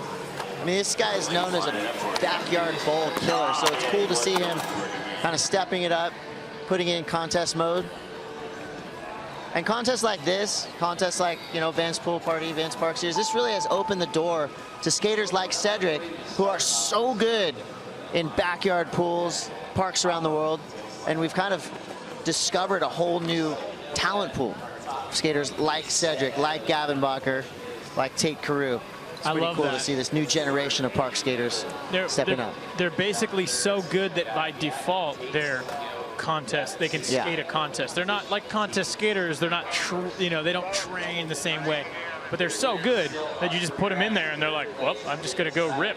Yeah, they didn't start skating like this for contests. We recreated contests to catch up to their skateboarding. Here we go, your current leader, Gavin Bottger, 11 years old, from Oceanside, California, representing Nike SB.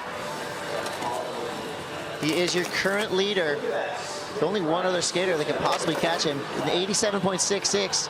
Could still improve here with 32 seconds to go. I love too when they're all small and they're just like, come on, throwing the hands up, like, look at the hustle. 20 it's like 100 steps to try to make it that far, little legs. Here we go, last looks for Gavin Bottger, his 4th and final run. Skate Bacon Beast. Not afraid to slam. He's definitely unafraid. So a little perspective here. Gavin, 11 years old. Kid's not a teenager yet.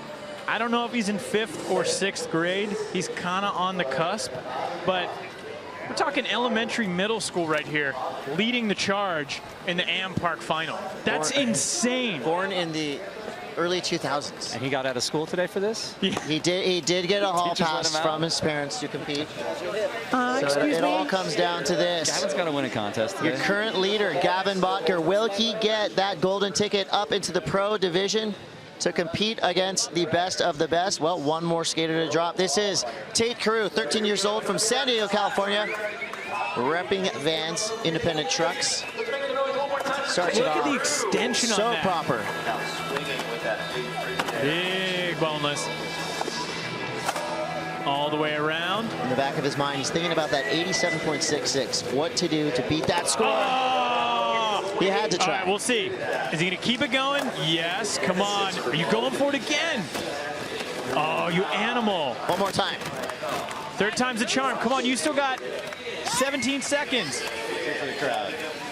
Does this mean we have an 11-year-old skateboarder going into the pro park men's final? Wow. History was just made.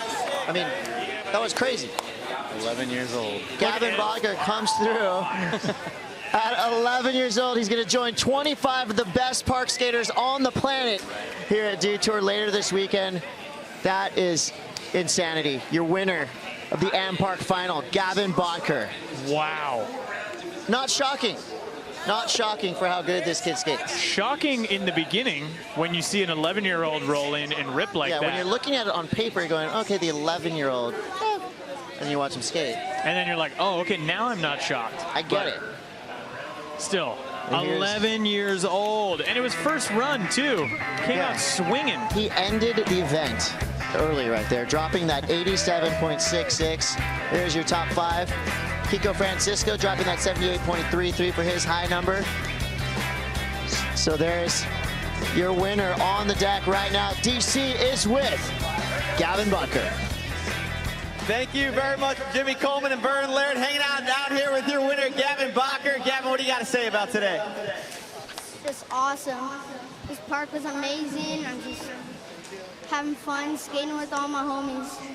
And we talked earlier in the interview, you said one of your favorite things was skating with all the pros out here. You're going to be able to skate with the pros by winning today. You got a spot in the qualifier with the pros. What do you got to say about that? Speechless. I'm just so hyped. How you feeling? You're a little sore looking when you got up from that last run there. Yeah, I took a few slams on the full cab heel. Well, you going to go get that cab heel flip? Yeah. That's what's up, man. Congratulations. I'm proud of you from 3rd place last year to the top spot. We'll see you down at the awards, my friend. Thank you.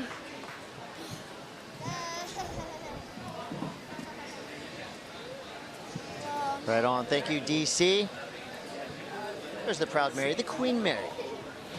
A lot of people come to Long Beach for tourist attractions like that, which is totally cool. But this weekend, people are coming to Long Beach for skateboarding. We've got the Dew Tour 2018, built by Mountain Dew. Got the Agenda trade show going on next door. So much happening right here. Get in your car, get on the bus, get on a bike, get down to Long Beach right now.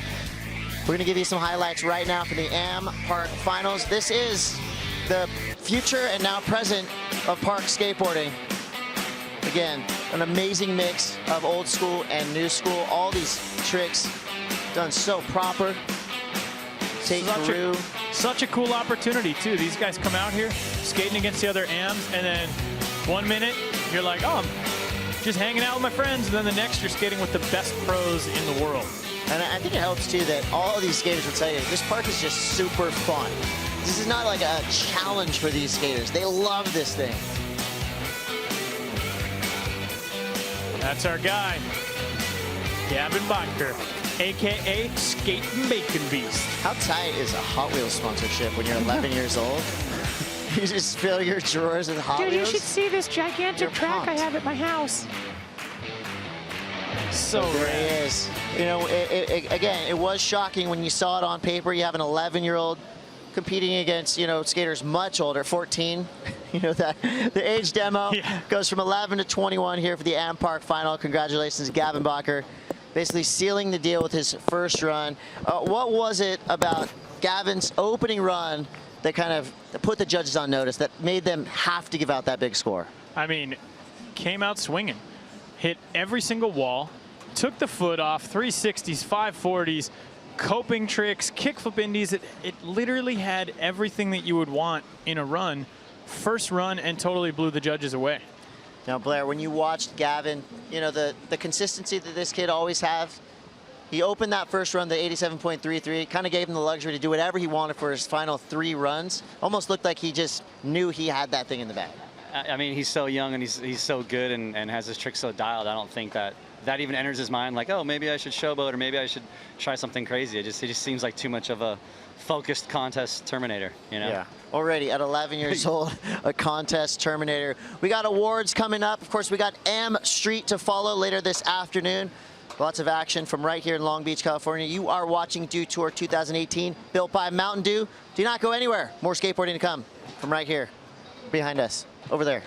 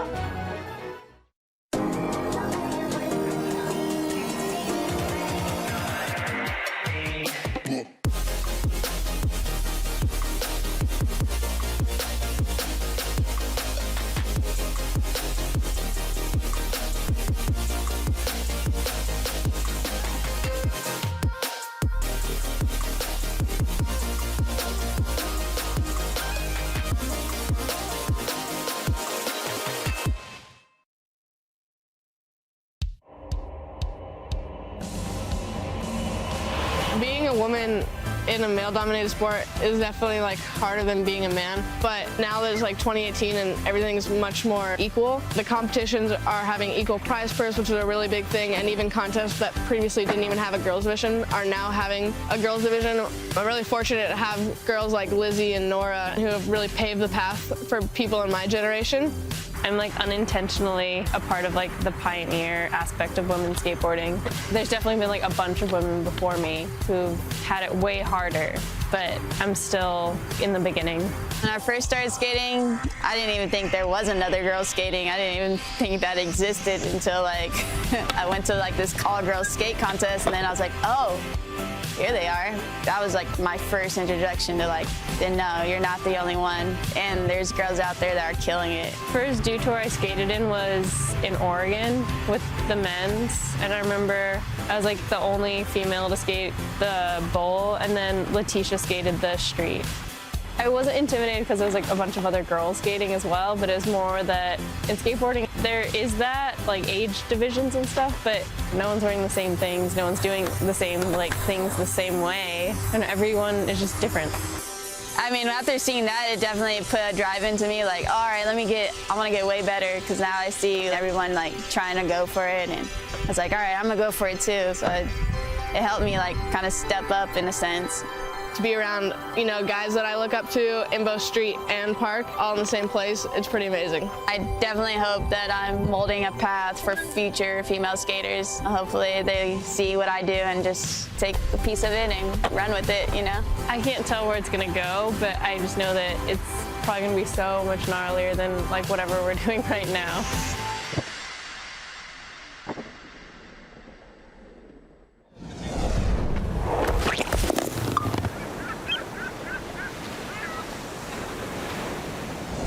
To San Francisco, California. When I hear that dew tour has been around for 14 years, it's just like, that's a statement of they're committed to skating. Dew tour, it's based around a skateboarding competition. There's a lot of things to do other than skateboarding, which brings the outside world close to skating. There's all kinds of stuff you can do. There's cool art shows. Skateboarding is an art, and it's something that everybody does differently. There's always awesome music. I think it's more fun to watch than your average contest. There's all kinds of cool booths, good food. Everything about Dew Tour is just tight.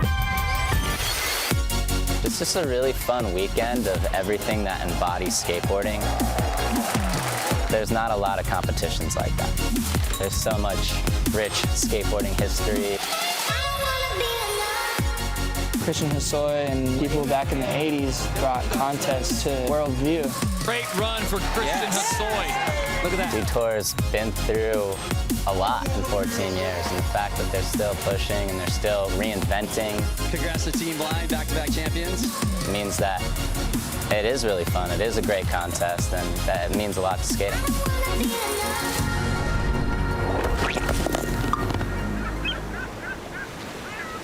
All right, boys, get these and dues on me. Yes. Oh! Danny, that's a do on you. Let's get it. With the Dew Inner Circle, the more you buy, the more gear you get. It's that easy. Drop into Circle K today. Check out the Dew Inner Circle on the Circle K app. Grab Dew. Earn gear. Only at Circle K.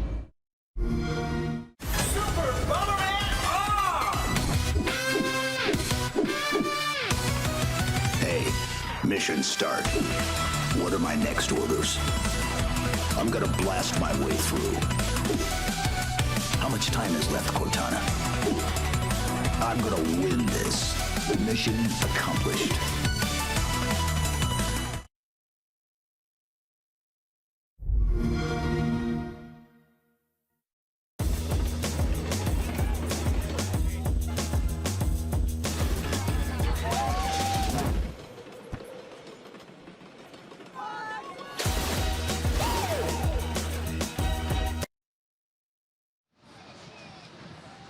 Welcome back. We're watching the Dew Tour live down here in Long Beach.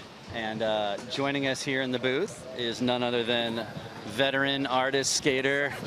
Team One of our captain, favorite guys to talk Flip to. team captain. Mr. Lance Mountain. As of now. 5 minutes ago. Right there.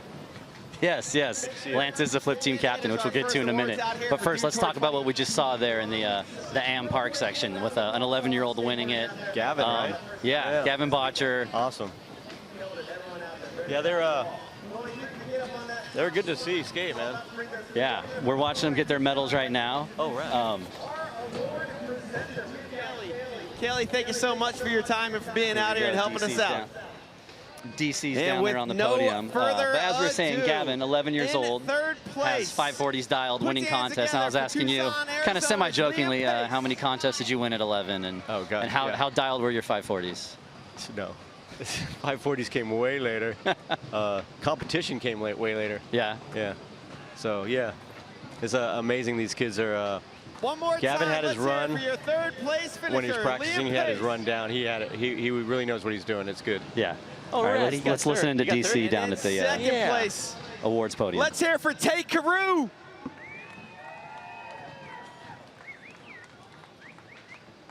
Oh, cool.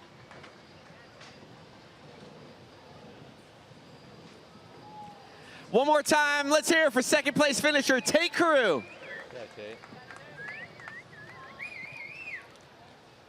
And your winner out here for the Dew Tour AM Park, taking the top spot. He was third place last year, so you got to get real loud and proud for your winner, Gavin Bottger.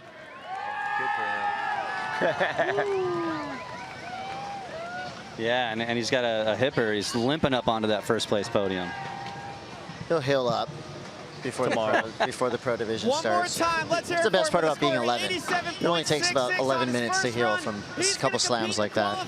So we have an 11-year-old entering the pro contest this weekend. It's amazing. And a 13-year-old got second. So our two youngest skateboarders got first and second place. That's insane. And he'll be going up. Who's skating the bowl for flip this weekend? Who's Gavin going up against? Keegan. Oh, which yeah, Keegan. I think was possibly the winner last year of the AMs. Keegan basically has won everything in the past 2 years. Yeah. So Gavin's got his work cut out. Another teenager, too. I mean, this is the year of the teenage park skaters. Yeah, they're doing tricks that were invented decades before they were born. Yeah, it's so fun to watch. I mean, you have That's crazy to say. You have these kids out here doing, they have that solid, fundamental power, style. They're doing big, lofty stalefish. And then you'll see, like, kickflip blunt. So they're mixing old school and new school tricks like we've never seen before. It makes it so fun to watch. Yeah, they're doing a little of all of it, and it's wonderful to watch. Every once in a while, there's a few guys that come out, and they'll make it their own, and they'll do. That's when they really break into it, where they start making up their own stuff, and that's the beauty to watch these guys. They're going to mature and do that. Liam Pace won the Destroyer Award right there. I think Andrew's saying, was he the fastest one in the bowl? Yeah, he was flying for sure. Yeah. Super fun to watch. He's from Tucson, Arizona. Yeah. And I know Flip and you two, you guys have always kind of seen talent kind of before most people. What do you see in these young kids that are as good as Gavin in the bowl? They have all the fundamentals, like you're saying.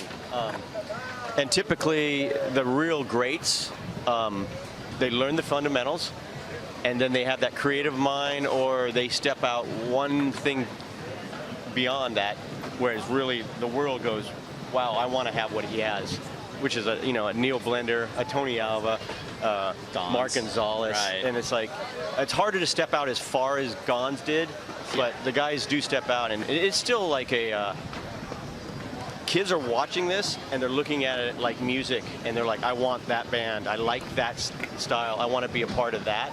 And if a kid comes into that, has his own, that's when he really makes it. That's a great analogy with music. It's amazing. It's like, you're leading the way of being, other people want to be a part of what you have. It's pretty cool to see now the broad influences as well. You look at Gavin, how he skates. I mean, I see shades of Peter Hewitt in there. You see these classic skateboarders that it's like a trickle-down theory. This is probably skaters that their dad is a fan of, or their mom watches, and they go, yo, watch Peter Hewitt skateboard. Yeah. This is how it's done. And you can tell in the style that Gavin has already that his influences are really varied, and they're deep. He knows his skate history. Yeah, there's decades of video parts they can watch. Who knows if they're watching a video part from the 90s or from 2 years ago, and where they're drawing from. And so you get he's a crazy mix of styles in an 11-year-old, you know? Yeah, and I mean, he's so young. He might, you know, he might just not even knowing those influences are coming there. True. Which might be beautiful too. It's like he's not specifically going, I'm going to be this. Yeah, I want to skate like that. It's just how he skates. It's just coming out because he's still enjoying it so much. It hasn't hit him in that way maybe yet, but we'll see. It changes on a dime really quickly. Oh yeah. But the guys who have the raw talent, and he looks like he has it, no matter what's put in front of him, he can probably do well. Oh, I've seen this kid rip street. Yeah, He kind of does it all for sure. At 11, you already know too that he's going to rip it up when you see his name on the list. It's awesome. Let's talk Love and Guts. It's a well-known art show. It's been traveling around since 2005, I believe. Yeah, I don't even know when we started it, but yeah, it might have been 2005. So you're there since the beginning? Well, it started as an art show with Steve Olson and myself and Pat Noho. And we did the first one in, it might have been 2005. Yeah. You know. So now I know you're constantly making art. Is a lot of your art made just for Love and Guts, or when a show's coming up, how do you decide what you're going to display? Well, the truth is, the Love and Guts idea behind the whole thing was just to let people see and know that skateboarding has this deeper culture, which the images behind it, the graphics behind it, and the writing and the stories and the photographs all built something that built a culture, and that's what it was really about. And so I mean, I've done graphics for, like this one, I've done graphics for over 20-30 people, and so I brought a little bit of some graphics I've done for people. But Craig Stessig's also in this one, and he's someone that we've always wanted in the show because he's the one that he was the architect of what skating is. He wrote the stories, and he made the mythology of here's what it is. And it's more than just the ability to do something on a skateboard. It's got a lot more depth to it, and we want to make sure that kids grow up in a time where they can understand skateboarding is theirs. You can do whatever you want with it. You know? That's awesome. Artistically or creatively. Yeah. Don't just take what we give you, make it your own. Yeah. What do you think of events like this that really, you know, obviously we celebrate skateboarding in multiple forms, street, park, but then to bring in music, to bring in art, and to open it up to the public, because in history it's a lot of times been like, here's the vert ramp, there's the contest, sit in the stands and watch it. This is fully immersive for the fans to come out, get involved with the art and all this. I mean, there's parks open to the public right behind us. I mean, to me, you take it what it is. It's like, this is amazing that we're at a place where it's this big. We skated contests where there was 15 people watching it.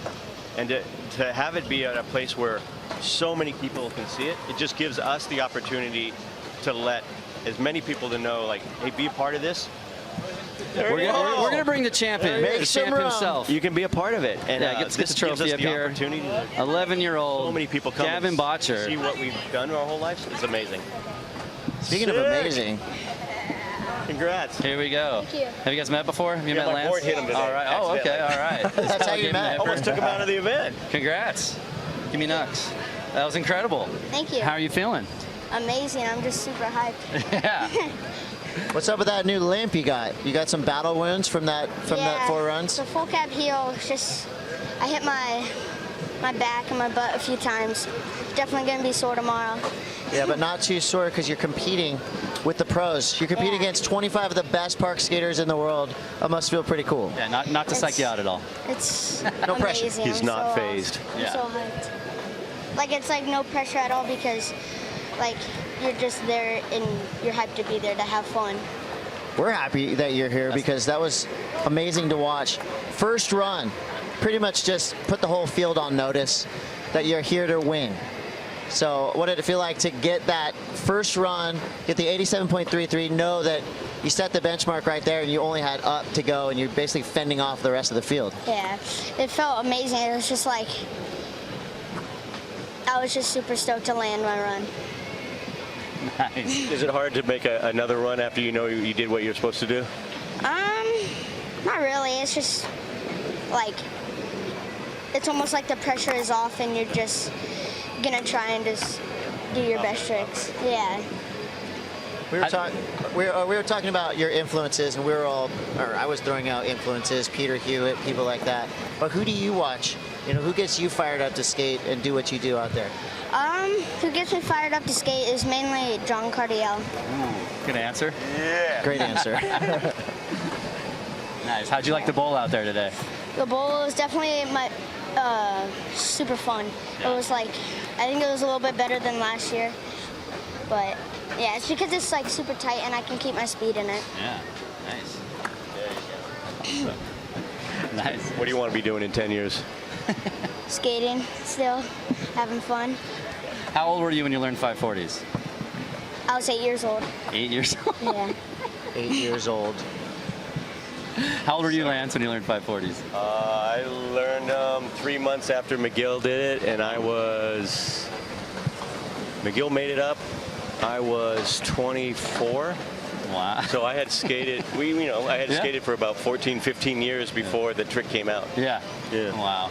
And seeing McGill finally land it it's just incredible. Yeah. It was like, wow, we got to do that. Yeah. We all have to do that. Bummer, but we have to do it. And now we have to. Now do we this don't have to. You guys have to. Gavin does them. Gavin, the Dew Tour experience. We were just talking about it. You got public parks. You got free Otter Pops over there. I've had 4 Otter Pops already today, so I'm already loving the vibe. For you, now that you've already won the Park Am finals, you got a little bit of time off before your pro final debut. What are you going to do to get involved here in Dew Tour? Just gonna try everything out, like go to all the booths and skate the pump track a little bit and just have fun on everything. Me too. We should all roll together as a crew. Yeah, you got to go check out the Love and Gut show after this and see Lance's art he's got on display. Yeah, Cab and Hosoi, they're all going to be there signing Sick. and meeting and greeting. Oh, nice. I would love to see that. Absolutely. Gavin, now that we know you're a veteran here at Dew Tour, you know about the team competition coming up later this weekend. We do have our flip team captain right here, Lance Mountain, but just pretend he's not here. Tell us what team you think is the team to beat this year at Dew Tour. There's your list right there. I mean, let's see. Each one 3 years in a row, I guess. I can see why. They got Yuto. Your team blinds looking good to you? But yeah, it's not an easy question. I just threw the hardball questions out at Gavin. Who are some of your favorites out there, Gavin? Definitely Petro Barros, but I don't think he's in here. But Pedro's gnarly. We see some Pedro. We see some Pedro in the style. Is he on a team? Is he skating or is he just here? Pedro will be in the contest, not on a team. And then open. Congrats, Gavin. Thanks for stopping by. Thank you. But You're that a question legend. just, I agree. It's a tough question. Thank you. Carry that trophy around. Sign some autographs out here. We get kicked off? You're superstar. famous now. You're a celebrity. Gavin, no, you're still here. We're talking more Love and Guts. You're not off the hook yet, Lance. No, you're good, Gavin. Yeah, Gavin. Congratulations, Thanks brother. for stopping by. Hey, Neil Hendricks just texted. He said Gavin for president. Champ right here. So you got to vote from Neil.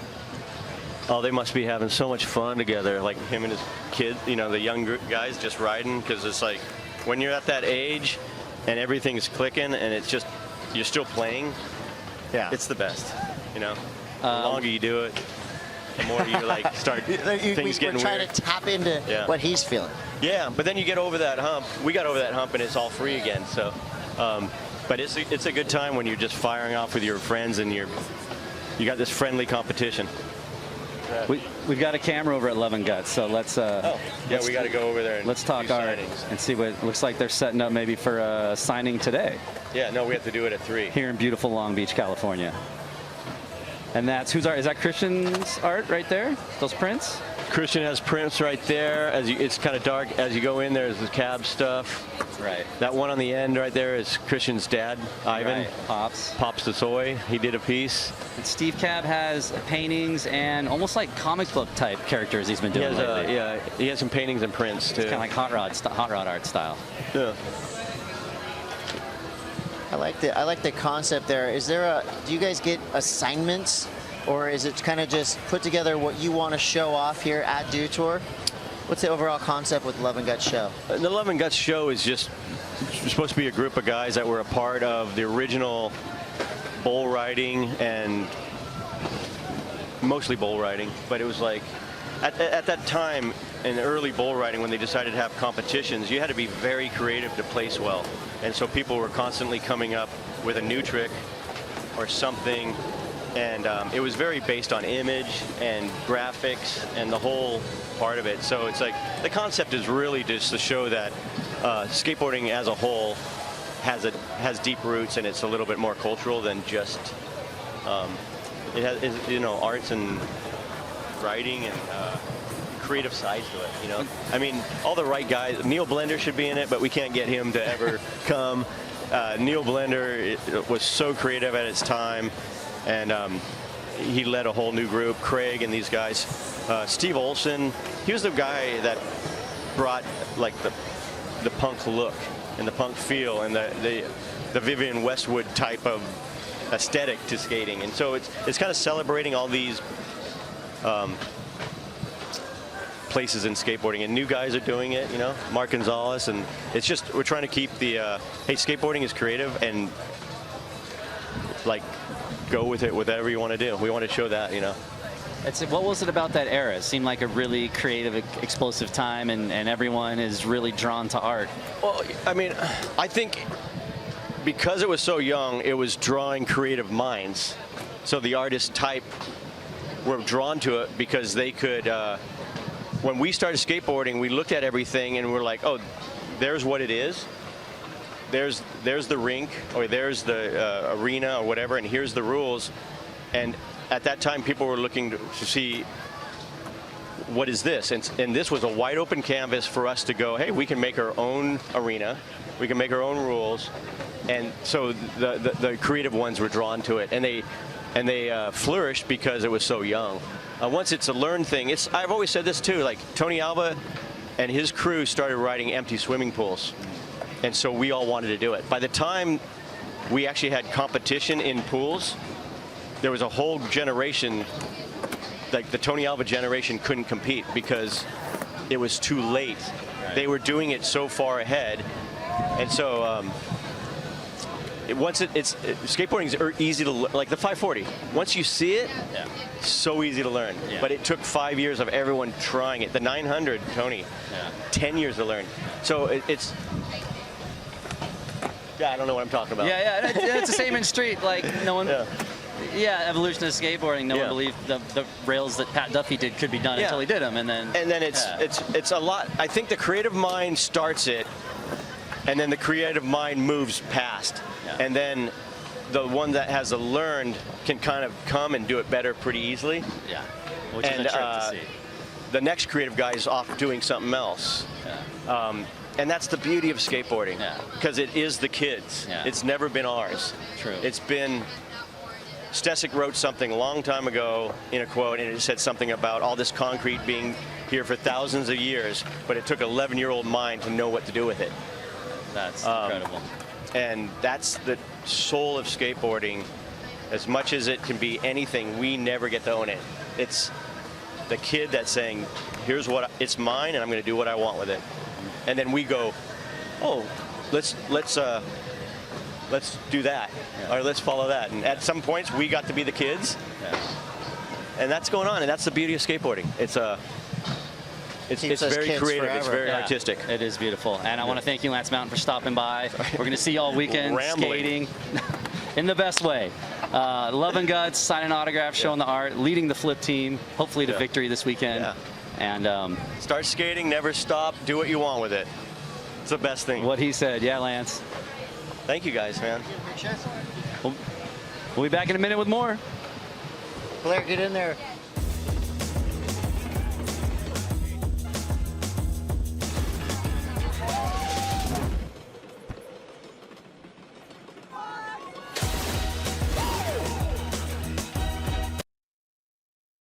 Dude, are you friends with a real robot? No, man, it's my service. Maybe you should switch to a more reliable network. Switch to Boost super reliable and super fast nationwide network and get 3 lines for $100 a month, each with unlimited gigs and 20 gigs of mobile hotspot on each line.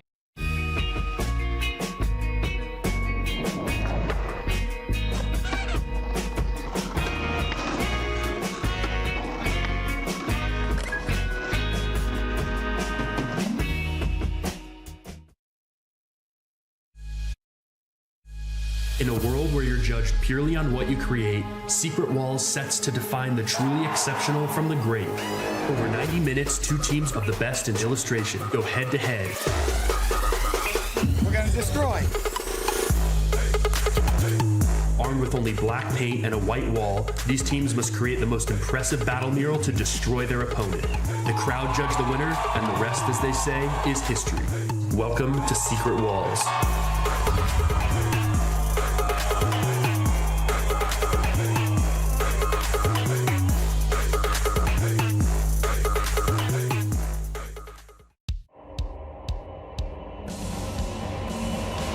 Being a woman in a male-dominated sport is definitely like harder than being a man, but now that it's like 2018 and everything's much more equal, the competitions are having equal prize purse, which is a really big thing, and even contests that previously didn't even have a girls division are now having a girls division. I'm really fortunate to have girls like Lizzie and Nora who have really paved the path for people in my generation.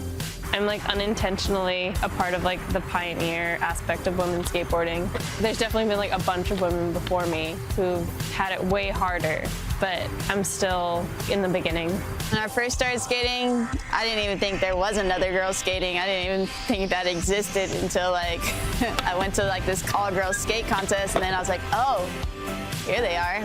That was like my first introduction to like, no, you're not the only one. And there's girls out there that are killing it. First Dew Tour I skated in was in Oregon with the men's. And I remember I was like the only female to skate the bowl, and then Letitia skated the street. I wasn't intimidated because there was like a bunch of other girls skating as well, but it was more that in skateboarding, there is that like age divisions and stuff, but no one's wearing the same things, no one's doing the same like things the same way, and everyone is just different. I mean, after seeing that, it definitely put a drive into me, like, all right, I want to get way better, because now I see everyone like trying to go for it, and I was like, all right, I'm gonna go for it too. So it helped me like kind of step up in a sense. To be around, you know, guys that I look up to in both street and park, all in the same place, it's pretty amazing. I definitely hope that I'm molding a path for future female skaters. Hopefully they see what I do and just take a piece of it and run with it, you know? I can't tell where it's gonna go, but I just know that it's probably gonna be so much gnarlier than like whatever we're doing right now.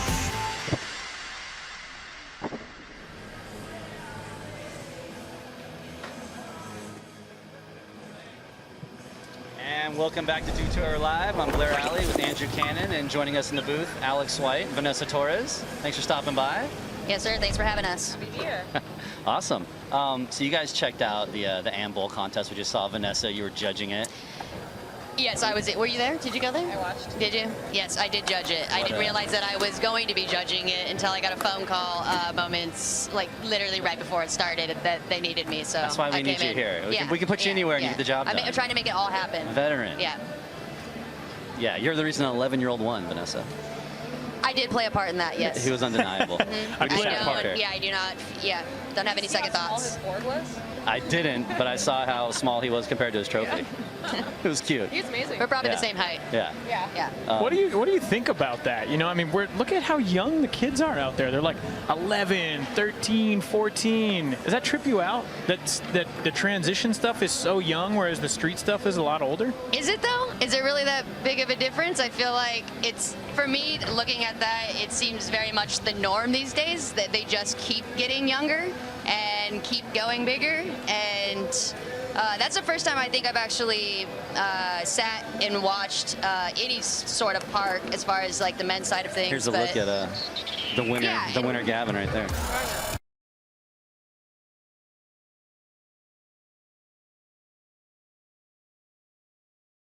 It's pretty much the run that kind of stayed up top. Yeah, kept him up top. Yeah.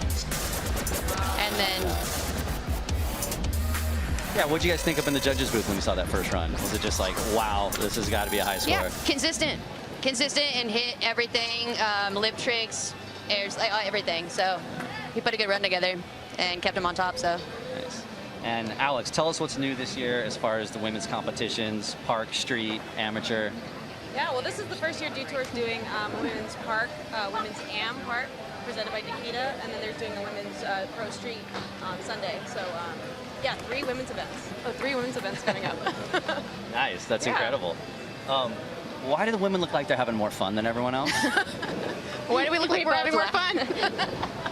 There's smiles and high fives up there. Yeah. It's a big party on the deck. It's such a tight crew, and it always has been such a tight crew. Yeah.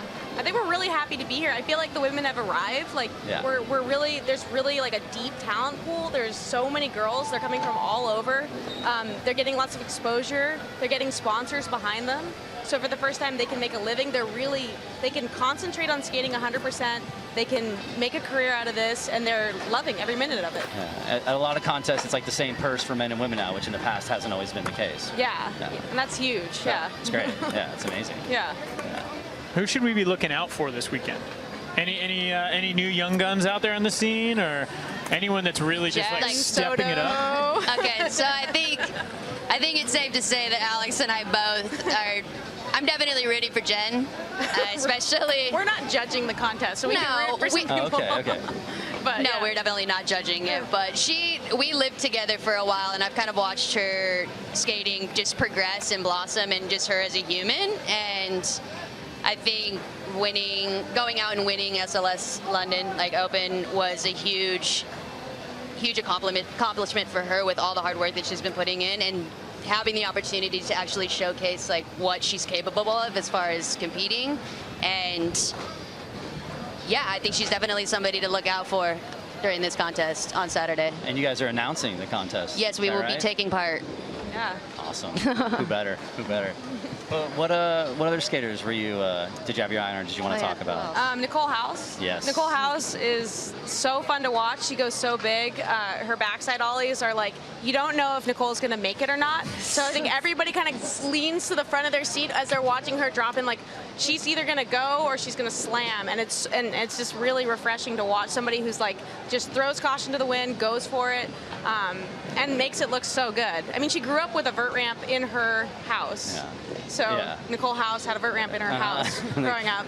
So I think she like really has a really good foundation. She's not scared to go for it. Yeah. We're seeing that with a lot of these young kids. They're not scared, and they've grown up either with vert ramps in their backyards or a huge concrete park nearby. So they come here, and it's almost like a cakewalk. It's almost they definitely take some slams too. Yeah. I was going through the list there of all the girls. If you go down the list of the women's pro park, 3 out of the 8 have their own ramp or grew up with their own vert ramp. Insane. And then the rest of them grew up with a really great skate park nearby. Yeah. So just speaks to the 2018, the age we're in. Yeah, and all the supportive parents out there. Yeah, and the take really your kids skating. Parents, yeah. Build them a vert ramp, or at least take them to your local parks.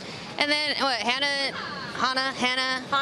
Zanzi, yeah. It's actually kind of one of my favorites, more so because so punk. Dude, she's a powerhouse, and she also goes big. She's probably one of the only women out there that's skating this event padless. I think you guys might have to wear helmets, I'm not sure, but anyways, I think her background was more in street skating, and I met her when I was super young.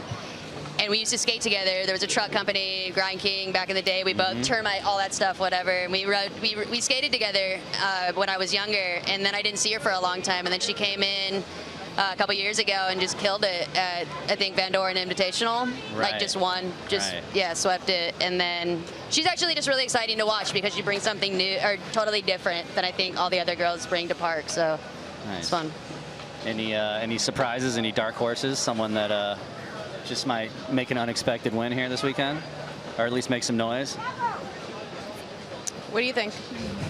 Well, I think it's going to be really interesting in the street contest to see Aori. Aori Nishimura came back from knee surgery, so she won X Games Minneapolis last year. Now she's back. This is the first contest we're going to see her at competing, because I don't think she did the European leg. So it's going to be interesting to see where Aori is. And then I really want to see Mariah Duran take Mariah Duran is so consistently good. She's always podium, and she's just due. She's she's gonna win something, you know. Yeah. She was the first one to jump on that kink trail. Yeah. First go, just right through the kink. Yeah, she's amazing. Let's take a look at the courses that they're going to be skating here, and let me know your thoughts on the battlefield here. It's very green. The battlefield. The battle cry. Counter row, kink rail. They're going to do the bump to bar is going to be a favorite with the girls. The double kink rail, I don't know how many girls are going to be touching that. Maybe just Mariah. Tack section, Lacey. There's your tech section. Oh yeah, Lacey definitely told me that she would be on that section as far as just anything manual and any just flat ledges. Yeah. What about who? Yeah. I seen Julia go over that. Yeah. Alexis was kick flipping it earlier too. Yeah, Alexis too. She's good at Alexis that. Sablone's flip trick. She's versatile. She is. Like, Alexis we didn't speak about, but Alexis really is. I definitely know she hates anything kicker to anything. Because she is straight East Coast. Street skateboarding. Don't be liking them kickers. So who are your front runners for the park? Well, the park's interesting. I feel like, you know, there'll be one rider that really takes to the course. You'll see them stand out, and it's different every time. And that course looks like it would be good for all the girls. There's a couple girls warming up, it looks like right now. I'd really like to see Poppy, what she brings to it. She's the only international rider. She's got great, it's a big course. There's like that big wall that we're looking at right there. And I could really picture her doing some like inverts on that, and yeah. It's a good course. Yeah, Gavin was saying it was really tight, and it enabled him to keep his speed, and that's one of the things he really liked about it. I was going to tap in on it that looks too. fast. That's what it kind of comes down to. I think it's keeping your speed and being able to get those tricks in. Yeah. Who else? We've got the Street Am contest is coming up, and there's a lot of young upcoming. That's where I gotta go. Oh, you gotta go, Judge. You got like 3 more minutes, Vanessa. I'm right here. Okay. Who are some of the young up-and-coming women in street skateboarding? Some up and coming. I wouldn't say Samaria's like up and coming, but Samaria. She's there. Yeah, she's but I think as far as competition wise, has not found herself on the podium recently. Yeah, it's been a few years. Yeah. Yeah. But I definitely think that she's capable of putting a solid line down and, you know, just making it a little difficult on everybody else who's involved. So I'm always excited to watch her skate these contests, and especially she's got a really nice tray flip too. So yeah, easy on the eyes. Yeah, nollie heel flips too. She's got it all. Yeah. Perfect nollie heel flips. Well, thanks for stopping by. Can't wait to see more of you guys over the weekend. Yeah. Alex White. Thanks, Blair. Vanessa Torres. Yeah. We'll let you get over to your... Blair Alley. Yes. Good luck judging. Thanks, Andrew. We'll be Thanks, watching and checking things out from over here. Cool. Yeah, thank you. When we come back, the Groms will be doing Street Am finals. Stick around.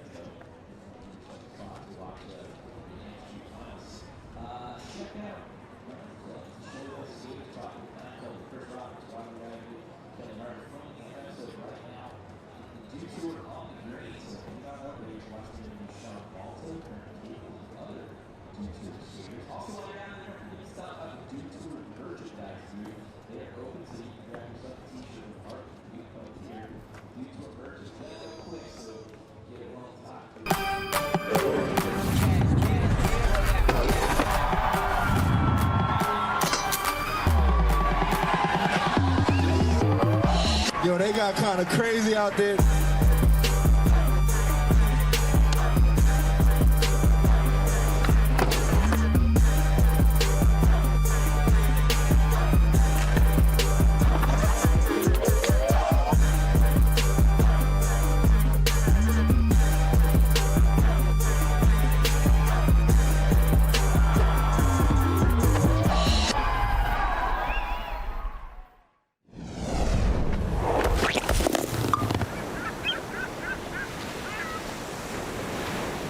Welcome to San Francisco, California. When I hear that Dew Tour's been around for 14 years, it's just like, that's a statement of they're committed to skating. Dew Tour, it's based around a skateboarding competition. There's a lot of things to do other than skateboarding, which brings the outside world close to skating. There's all kinds of stuff you can do. There's cool art shows. Skateboarding is an art, and it's something that everybody does differently. There's always awesome music. I think it's more fun to watch than your average contest. There's all kinds of cool booths, good food. Everything about Dew Tour is just tight. It's just a really fun weekend of everything that embodies skateboarding. There's not a lot of competitions like that. There's so much rich skateboarding history. Christian Hosoi and people back in the 80s brought contests to world view. Great run for Christian Hosoi. Look at that. Dew Tour's been through a lot in 14 years, and the fact that they're still pushing and they're still reinventing. Congrats to Team Blind, back-to-back champions. Means that it is really fun. It is a great contest, and that it means a lot to skating.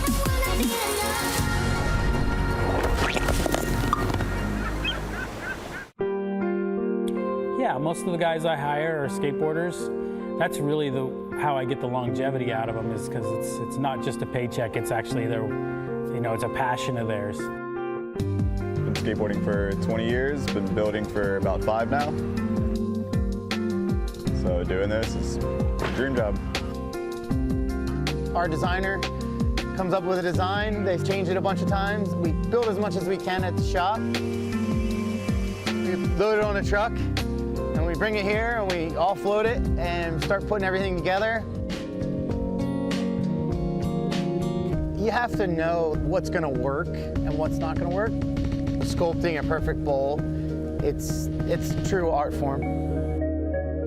Professionals that are here, when they say something doesn't feel right, then we go in and change it, get to write it ourselves. Every park is built different, but all the walls and everything is built beautiful and awesome. You can tell skaters built it, like, they know what they're doing. We're out here 12 hours a day in the sun, getting burnt, It's a labor of love. We get paid to do what we love. Our crews, we're all one big family. We're very passionate about skating and about building.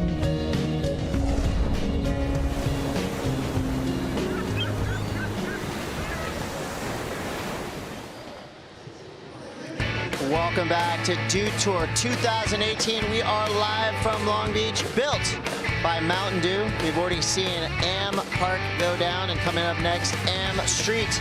And there's nothing amateur about the 11 skateboarders we have on our start list. Chris Cote here with Andrew Cannon and Blair Alley. We've already seen history made here at Dew Tour with an 11-year-old winning Am Park. Yeah, that 11-year-old, Gavin Bottger, will now be competing in the pro division. Here's an overview of our brand new and improved, updated street course street thing. We just saw. Just keep it going. You know what I'm saying? So let's talk about this this course. It looks super fun from any and every angle. It's kind of a triangle shape. Tell me your first impression, Andrew. What do you think of this street course? I love this course. I think there's so many good opportunities to get creative, to try some wild stuff. I love that there's kinked rails, regular rails, bump to rails. You have stairs, you have ledges. You seriously have it all. And I like the way that the whole thing's set up as well. The flow on it is really, really cool. Similar format to what we saw in Park. 3 runs, only 1 run will count. Blair, Blair, what are the judges looking for here on the street course? Using everything, seeing who's the most well-rounded, consistent, difficult tricks. I mean, skaters are so good nowadays, especially like these guys that are used to contests. The competition's going to be fierce. There's going to be a lot of times when the judges have their work cut out for them, when dudes are just going to be annihilating that triangle and hitting everything. So here's your start list in international field: Maurice Jordan, Chris Colburn, Henry Gartland, Gabriel Fortunato, Yoshi Tannenbaum, Marcos Montoya, Gustavo Ribeiro, Roger Silva, Taylor McClung, Mario McCoy, and Tyson Bowerbank. Looks like my work. I love that in the amateur ranks, already some full-blown household names on that start list. Oh yeah. Absolutely. From all over the world, too. It's crazy how the talent, I mean, these amateurs, the only reason they're not in the pro contest is because nobody's giving them the, like, you're pro.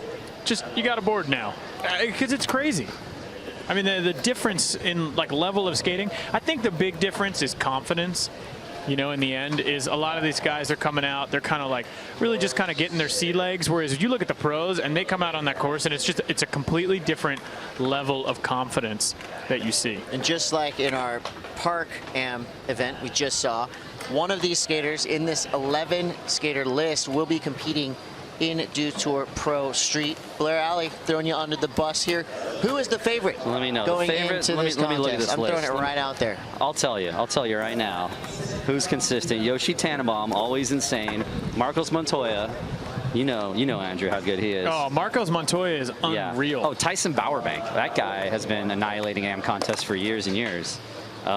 There's three right there. You got representing Mountain Dew, Chris Colburn. Cookie Dough. Cookie Dough Personal is favorite. Such an incredible skateboarder. You know, when you think of him on the streets in front of a video camera, you think of just pure power, beautiful skateboarding. What can he do to set himself apart from the rest of the field here and turn into the cookie dough contest killer? He can do such difficult tricks. It's all going to be about if he can land them during his run, really, because what he films for his video parts and Instagram and whatever is insane. It's on a pro level. So if he can land tricks like that in this, then yeah, he could be the guy advancing. Yeah, it's the caliber of tricks that he's doing are so unreal. Yeah. It's pretty insane. Yeah. No, he really is one of my favorite straight up AM skaters. So I'm stoked to see what he can do on this course. I'd like him to be straight up pro at some point. I think he deserves it. That would be pretty rad. This year, with the Element video coming out this year, it might be. We've got the fingers crossed. Don't ruin the surprise. Yeah, anyone on this list right now, you think of all these names, you think of they will be pro in 2018, if not the beginning of 2019. We Everybody hope. here. We absolutely hope. They've all got the ability, that's for sure. So as you see getting warmed up, this is the same course we will see for pro, for women's. This is the first year, Dew Tour 2018. We have women competing alongside of the men in park and on the street. You guys saw Vanessa and Alex in here earlier today. Vanessa actually is going to go up and be one of the judges, which is awesome, for AM Street. Because she's done it all. I mean, she's skated in the contest. She's done the whole deal. You know what? I want to just roll right into this. Let's start it off. Maurice Jordan from Los Angeles, California, 20 years old, representing DGK. All right, cat back lip to start. Maurice has got such a cool bag of tricks. He's got a lot of difficult ones. Kickflip back lip down the rail. If you guys watched the last DGK video, Saved, he's got really rad footage in it. Jeez, so tagged to start it off. 3-flip lip to fakie. I like these kind of guinea pig runs where these skaters are all, you know, in practice you're skating with 50 of your closest friends, not making it easy. So it's cool to see him kind of being able to read the whole course and put things together. 60 seconds on the clock, plenty of time to go back and forth 3 or 4 times. Best of 3 runs. It's all about overall impression and your top score. So they're going to have 3 different opportunities out there on the course. Coming in switch. Switch front blunt. Down the rail. Jeez. It's cool also to see which of these obstacles are kind of going to become the hot zones. Obviously this kind of rail, flat rail, is a favorite of skaters throughout practice and throughout that first run for Jordan. So here's where the judges will set their scale. Where do you think that first opening run is going to play into the grand scheme of this part of the event? I would say like 60s, 70s. He had some super difficult tricks. I'd say 70s. Super difficult tricks. But, you know, one thing that I think we'll see as we go through is you want to see somebody skate the entire course, not get off their board, and really just keep that flow going.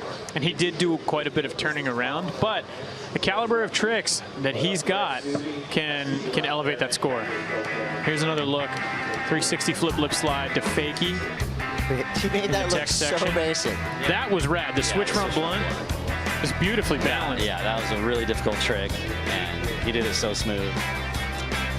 This one, not so much. He looked dodged like a kickflip bullet front right there. Yeah, it looked like kickflip front bump, but he kind of got into like kickflip hurricane. Pretty crazy. It has to feel good, though, to get that first run out of the way. Got a decent score, 67.66. You know, Park's obviously much different, but the scores to beat in Park were up there in the high 80s. So expect some of these skaters to be trying to creep up into those high 80s to get themselves on that top 3. The top 1 will be competing against the pros. Coming up next, Cookie Dough, Chris Colburn from Williston, Vermont. And he is 27 years old. This dude has been a household name for a long time. Is part of the Do fam, if you will. And hung out here last year. Dude is just a really cool ambassador for skateboarding. I mean, a nice guy, obviously super technical, consistent. Repping his recently turned pro teammate there, Tyson Peterson. Super awesome. Here we go. What we got from Chris Colburn. Cookies in, board slide up the rail.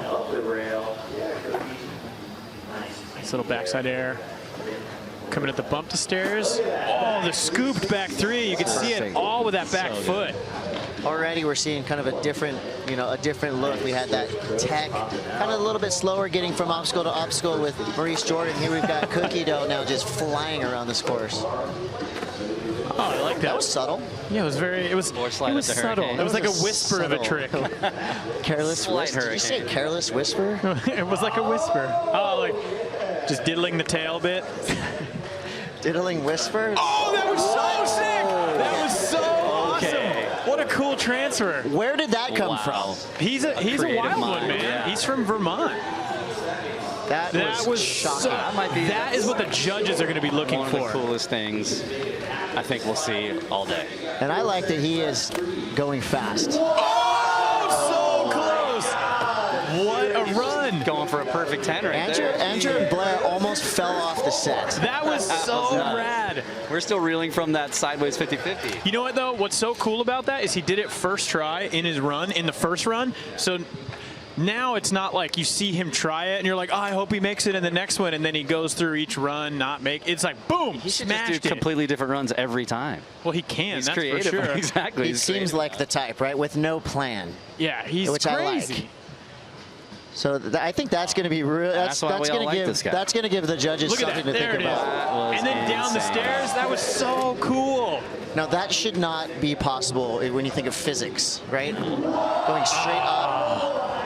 That's why Cookie's so gnarly. He can do the impossible. Because he defies physics. He defies logic. Oh my gosh. Come on, Cote, you know this. That was physics-defying skateboarding already in his first run for Chris Colburn.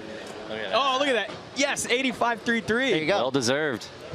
I'd say they could have scored him higher. I was saying crept into the 80s. He just jumped straight into the 80s with an 85.33. Coming up next, 18 years old from Minneapolis, Henry Gartland. Representing, well, Volcom for one. This is our guy. He skates for Santa Cruz, too, and he is just such an unbelievable skater. He's got a crazy bag of tricks. He's working on a video part right now that's coming out in August.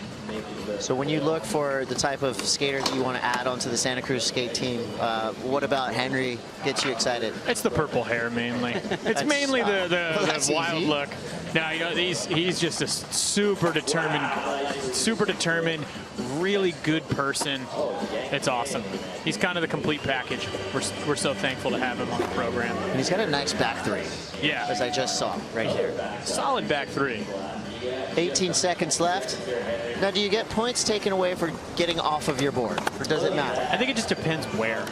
Yeah, I mean, on this course, I don't know if it's possible to just stay on. Although that'd be really impressive if you did your whole 60-second run without ever getting off. But yeah, like Andrew said, depends where. Yeah, it's all about the context, you know. Exactly. I mean, if you land a trick and then you get up and walk up a quarter pipe, you know, it's when you see people not do, you know, like a disaster or something, that's where people get bummed. All right, kickflip front 50 on the A-frame, 360 flip over the bump to bump. Henry's out of Minneapolis. What is your guys' favorite part of this course so far? Andrew, what do you like on this course? I honestly love how many rails there are. I feel like there's so many good rail opportunities that we're going to see an insane, like just a difference in tricks. Crazy tech combo. Blair, what do you like on this course? Yeah, speaking to the rails, they're all pretty low, so exactly, it leads to a lot of technicality. Flip in, flip out. I like the stair set where there's the kicker on the one side, or you can go straight over that boost sign, or like Chris Colburn just showed us, who knows, there might be stuff we haven't even thought of yet. I love the look of the hips here. I mean, they are just those classic big hips that we're going to see, you know, I want to see some high pop flip tricks. Or ollie out into the street a la Aaron Hamoki. There you go. A lot of opportunities. 75.33 for Henry in second place. And now Gabriel Fortunato. Representing this guy. Sao Paulo, Brazil. This guy has some of the most amazing style. Yeah, he's good. Trick selection. Oh, hanging on. Stays on. So that just shows how good he is. You go try to switch front feeble or rail, slide into board slide. I mean, it basically throws everything that you know off. You're like, I meant to do this. It's amazing when people can just, oh, it's all good. I'll hang on. I think the judges, and I know I like it, and I'm sure people at home like it, watching people right on the edge of sketchiness, hanging on to tricks, like Fortunato's been doing throughout this run. I'm an instant fan of this dude right here. Ow. It's, you know, you look at this course and you're thinking, all right, well, it's relatively, I don't want to say small, there's big obstacles, but then you see a slam like that and you realize you can do damage to yourself on this course. It's big enough, it's the perfect size for the performance skateboarding that we want to see. Fortunato. Oh, that's crazy. Body varial out of that. Where was that trick going to end up? He was going full body varial on that. So our first look at Fortunato. Agreed. It was a good start. Amazing. It was a good start, but he has so much more to offer as we move on in those next two runs. Maybe he's holding a little back. These next two runs we'll see some fireworks from Gabriel. 180 switch 50, super difficult. That 360 flip Would you say that's the hard way? The old hard way, yes. And then there's that front shove that took him down. Look at the way he caught that front foot, and then boom. Goes down like a sack of spuds, mate. Earbuds stayed in. I know. Impressive. Stayed in. 64. I am still tripping on how wild those things look without any cords. So also, 64 for Fortunato. He'll be in fourth place. And Yoshi Tannenbaum, Silver Spring. Big flip tricks. Representing Israel right Literally there. big flip. Yeah. So wait, is that the start? No. This is a positioning play right here. Yeah. Where do I want it in this corner? Sir. Yoshi, you would consider him a household name in the world of skateboarding. This guy's been around. He's been in for a minute, and he's been killing it for life. He's put out insane video parts. Yeah, the caliber of tricks that Yoshi has is insane. And consistency-wise, he's unbelievable. He definitely has had some off days as far as the contests are concerned, but when he's on, I mean, it's just, he's just spewing fuego everywhere. Spewing fuego. I mean, super powerful. Like you said, got every trick. And he can mix it up. Our broadcast bro, Chris Pastris, puts this guy right up there among the best of the best on his day. Wow. Tricks like that. I mean, so clean and consistent. 27 seconds, so he lost his board just for a second there. Good hustle to get back at it. 60 seconds is quite some time on a street course. That's a long time. It's toasty out there, too. Oh, man, I can't believe he hung on to that. Get onto a heel flip over that. That was very rockety. That was just, you know, he got away with something earlier, so he kind of just threw the kitchen sink at that rail. 4 seconds left for Yoshi Tannenbaum. He didn't even touch any of the quarter pipes, too, and that's, he's just a wizard. He's got the with blunt quarter kickflips pipe out, stuff. yeah. All day. Yeah. Super easy. There's that 360 flip. Casual over the hip. into a back 180. Ooh, cutting halfway with a nice fakie flip. Yeah, that was flawless. That was well done. That was. There we go. Here's this. Let's watch the this hip in flip. slow-mo. Wow. No touch. That was WEC approved. No toe touch there. So as we go down through the ranks of our AM Street Final start list, we're waiting for the score to come through for Yoshi Tannenbaum. It's a 71.66 and up for third place. Following Yoshi from Broward County, Florida, 17 years old, Marcos Montoya. What do you know about Marcos? This kid is really, I've heard really good. Our Tampa friends have been telling us about him, saying he's one of the next guys. Absolutely. So let's check this out. You see him at the AM contest, style, tricks. I mean, look at that. Front feeble down the kink, popping out. Can I that was controlled. Get that?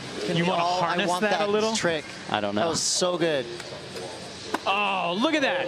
Backside nose grind over crook, whatever you want to call it. Popped out early. Insta fan. I'm an Insta fan of Marcus Montoya. Oh, he tried to kick It only the took front 2 crook. tricks. Yeah. You're like, oh, we made it 10 seconds into the run. Yeah, 2 insanely difficult tricks, though. Done really well. Backsmith. Oh, going down. Keep it going. 28 seconds from Montoya. So that's still some time to make an impression. We talked about this during the park. There's always a little bit of nerves on run number 1 when you get out there. That's why we give him 3 runs in this, because we want to see the best possible skateboarding.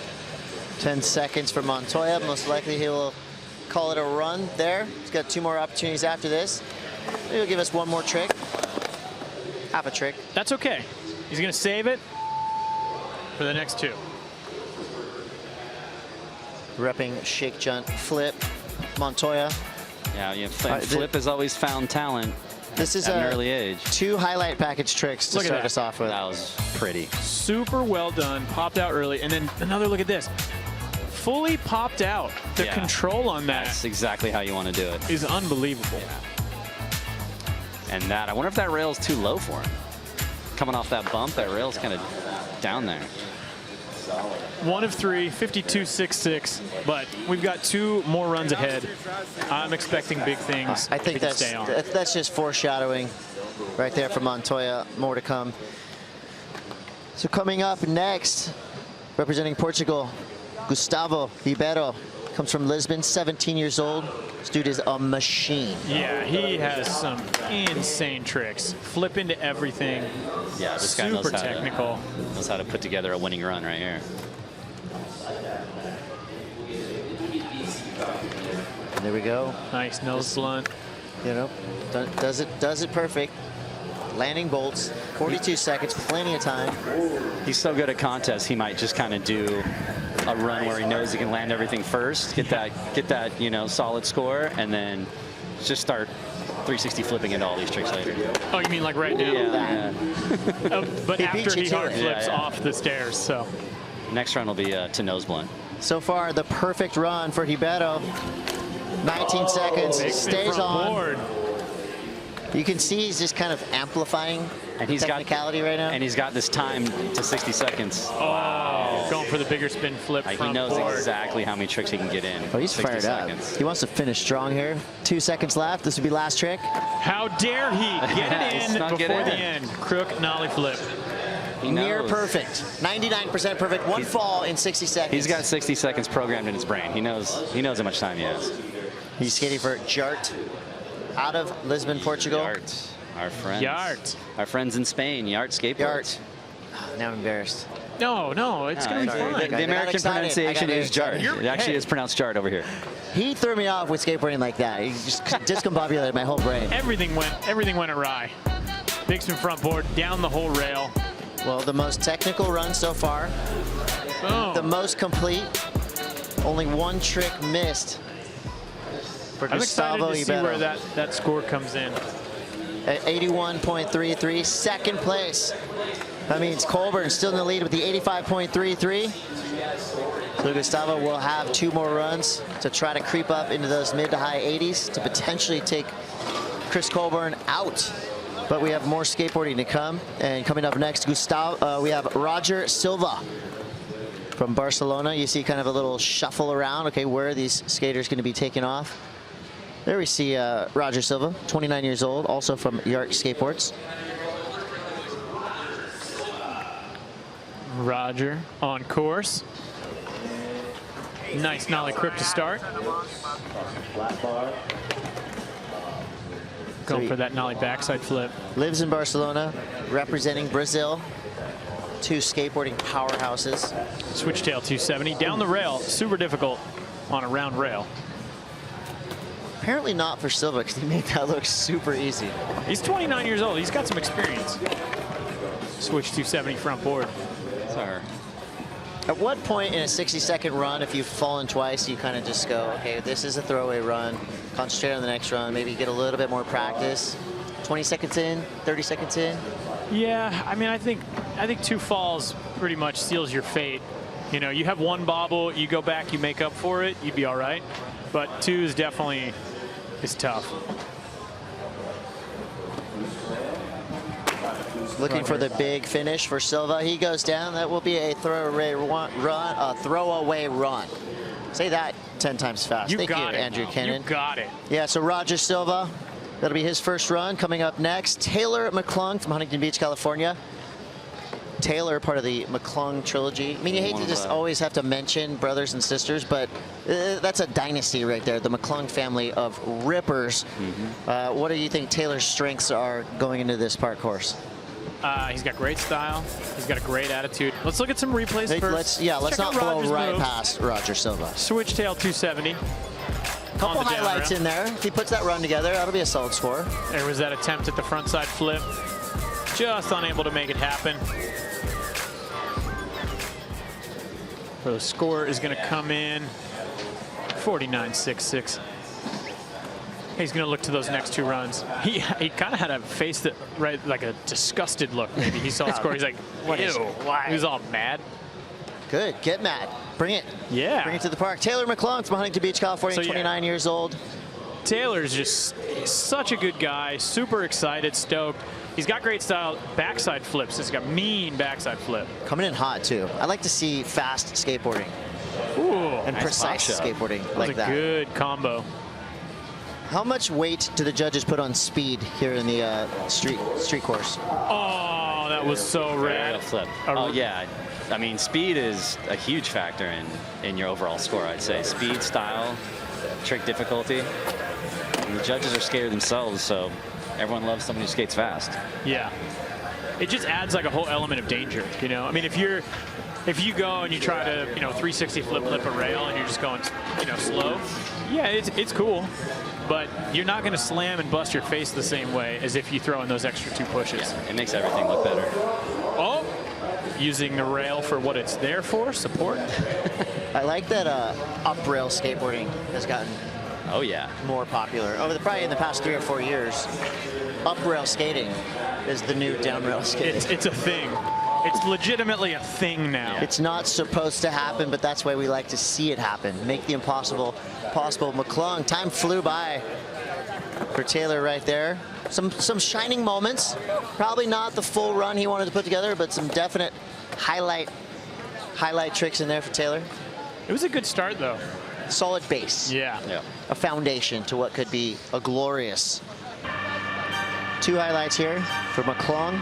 The varial flip, the awesome. rarely seen varial flip. The V-bomb. Did it well. He did it well. There's a nice pop shove. Catching it with the front foot. Proper. Nicely. Well done. I liked that combo, too, because he went front shove up. John the Man Reeves would have called that caught clean. Caught clean. Yeah. That went over the head of 99% of the viewing audience, but not you guys. This is Dew Tour 2018, live from Long Beach, California, built by Mountain Dew. We've got 11 of the best AMs on street right now. This is your AM Street Final. We have coming up next Mario McCoy from Reading, Pennsylvania. Reading. And Reading, Reading. Mario is half Italian. He's 50% Italian, so we went and visited his hometown, and everyone's all, hey, it's Mario. Mario. Like, Mario. And you're like, oh, okay, we've been saying Mario the whole time. Well, let's change that now. Mario is on course.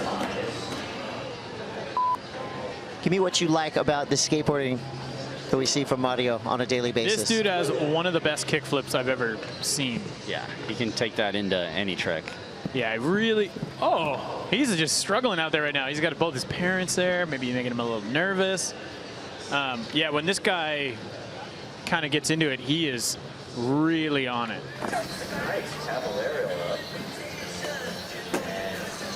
Yeah, he's having a hard time out there, run number 1. First run, it's all good.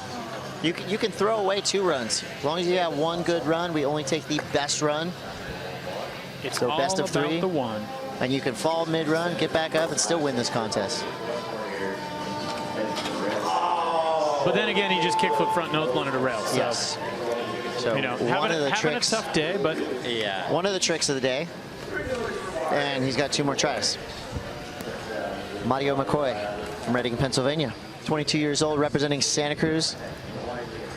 Look at a couple looks here at Mario. Another look. That was kickflip nose when you can do that, you know you got a very controlled kickflip. I think, honestly, I think that was him going, you know what, I've had some falls. Let me just throw this one out there, see how it feels, at least get 1 under the belt. Little confidence booster. Yeah, then, yeah, and then that way for the next run, he's feeling a little better. Absolutely. 62.66 for Mario. And coming up after Mario, we got Tyson Bowerbank from Salt Lake City, Utah. 23 years old, repping Almost Skateboards. I can't say enough awesome stuff about Tyson. Not only is he a great person, but man, his skateboarding is just on another level. How come there's no 11-year-olds here in the street final? I think that with street skating, it's a whole different beast because, you know, on the trannies, you can just blast, right? You can utilize that inertia, whereas you're not getting onto a rail and feeble grind back 180 and out at 11 if you just don't have the muscles and the skeletal structure yet to pop. Already some insane tricks to start, and still has 45 seconds. Bowerbank on a good one. That was cool looking. Nice frontside 360. Yeah, Tyson has won many an AM contest. I look forward to someday seeing him in the pros. Well, if he wins here today, he will be in the pros. Jeez, the scoop on that back 3 is insane. So far, so good for Tyson Bowerbank. Dude, he went back 180, fakie 5-0, and then he attempted backsmith back 3 in his contest run. That's crazy. He's still got 10 seconds. All right, that'll be it for Tyson Bowerbank out of Salt Lake City, Utah. Time's up. This will be for the fans. Quick back 50. All right, so 1 full set of runs in the book. We have Chris Colburn as your leader with an 85.33. Gustavo Ribeiro in second with an 81.33. Look back here at what I would say is got to be something in the top 5. A lot of tricks done there for Tyson Bowerbank. Clean skateboarding. His go-tos are super difficult too. I mean, he can literally do a 540 ollie. Like he could 540 that gap. And 360 ollie kickflip too. Yeah, he's unreal. Time to reset, get it to the top of the field. Let's see, hopefully all the nerves have been wiped off. The score comes through for Tyson. It's enough to get him in 4th place. So now let's take a look at your top 11. Oh, is that the blind team? Team manager's corner over strategizing there. right there after run 1 of 3. Here we go. Chris Colburn in the lead with the 85.33. Gustavo Ribeiro in second, 81.33. Henry Gartland in third, 75.33. Go all the way down to Roger Silva with a 49.66, which no doubt will be washed away with 2 more opportunities for all of these skateboarders. And I love that. Time flies. You think 60 seconds, all right, we're going to be here for a minute? You're not. It actually feels like 5 seconds. We've probably seen skaters being able to do up to 10 to 12 tricks, maybe? Yeah, I mean, without you being got those total guys that are spaz. around 10 to 12, and then there's the guys that can do 1,000. It just kind of depends. Total random stat. Yeah. Doesn't Pulling that one matter. right out of the air. Tricks per run, something. Tricks per moment. What the judges want to see is your tricks done cleanly. They want to see you flowing from obstacle to obstacle And the street course we have is perfect for doing just that. I am Chris Cote. This is Andrew Cannon. That is Blair Alley. We are part of the team that will be your guides to Dew Tour. And I want to say congratulations to Blair Alley. Hold this up. Oh, man. Blair Alley from Transworld Skateboarding nailing the cover shot. Who is that? And what is he doing and where is he doing it, Blair? It's a backside tail slide on a little handrail called El Toro. And yeah, I was blown away to see that and lucky enough to shoot it. It's Adrien Boulard from France. And he's a wild soldier for doing that because he slammed and still got up and did it. Wow. Congratulations, Blair, and you, Adrian, getting the cover of Transworld Skateboarding. An amazing feat. And it's we're back at it. This is Maurice Jordan from Los Angeles, California. And it looks like with a full 50 seconds left to go, he's putting things together. Started it off with that cat back lip, and then kickflip back lip down. Coming in switch. All right, switch backside lip slide. I like the flow he's got here. Yet to jump off his board and walk it. Oh, then he does it. It's fine. Front feeble. Still going. 30 seconds. He's got really difficult tricks. The cab, it was like he levitated. That's it was so level. That's a hot spot right there, that stage. I like that part of the course. Oh, losing his shoe. That's never good. That's going to eat some time off the clock, putting his shoes back on. Really going to affect his strategy out there. I think his strategy is do a bunch of really hard tricks and make him look super cool. Does that sound like that's effective? Proper strategy? Yeah. That'll get you in the finals. See that? 60 seconds just flew by. So in 6th place, it's Maurice Jordan. He still has room to improve. Cab back lip, taking it all the way around to fakie. This is that kickflip backside lip slide. Super, you know, you're taking a chance when you're flipping into a trick in your run. Anywhere that's not your last trick. That's a good cab right there. Wow. Yeah. Love the looks of that. You said it, Andrew. Levitation is always good in street skateboarding. Yes. When people look like they're floating, and this that means is where you're doing something right. The wheels and the shoes all fell off. But we got another opportunity for Maurice Jordan. He will have a third and final run. Coming up next, your current leader. As we wait for the scores to drop, that's enough for 3rd place. Solid score. And if he cleans up the end of that run, he could be looking at top 2, maybe even top 1. Solid score, 77 plus. We shall see. Does anybody know where we got cookie dough from Chris Colburn?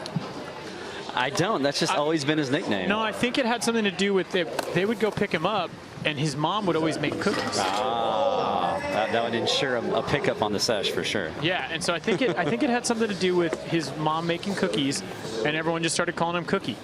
That's I love awesome. that. Yeah. It's like a super innocent name, you know? That's great. And if he wants to bring, you know, hopefully, if he wants to bring cookies onto our set, that would be great. I want to pick up his friend Brownie too. Miss Colburn, if you're watching, we'll take He's cookies. not watching. He's skating. No, Miss Colburn. His mom. I think he said Chris. All right, he's sitting on an 85.33. He's got 28 seconds to go. His board's way on the other side of the course. There you go, getting helped out by a Yeah, look like it was Tyson or something. Yeah, you know what I mean? These guys are all friends. So he is heavily involved with Dew Tour as part of Team Mountain Dew. He'll be here all weekend doing stuff like this. Almost. Close on the switch flip. Very close. 3 seconds. That's it. Chris Colburn, still your current leader. That score most likely won't improve on his 85.33. Let's just call that one like it is. That score's not going to improve. Oh, how's that Wally through the dice right there? It was great, but not great enough to improve on already his other great score. Still your leader, Chris Colburn. So far, the creativity is heavily weighted to what Chris Colburn has done. The way he reads this park, he sees it differently than the rest of the field. We've got 11 of the best amateur street skaters in the world, and here's one of them, Henry Gartland from Minneapolis, Minnesota. How do you skate street in Minneapolis when for 6 to 8 months of the year it's frozen? He's super lucky, and the kids out there, there's a good group that they've got the Familia Park, and then they've got Third Layer. So they got 2 really, really good indoor parks. So he's very lucky in that sense. Well, the TFs are paying off. Gartland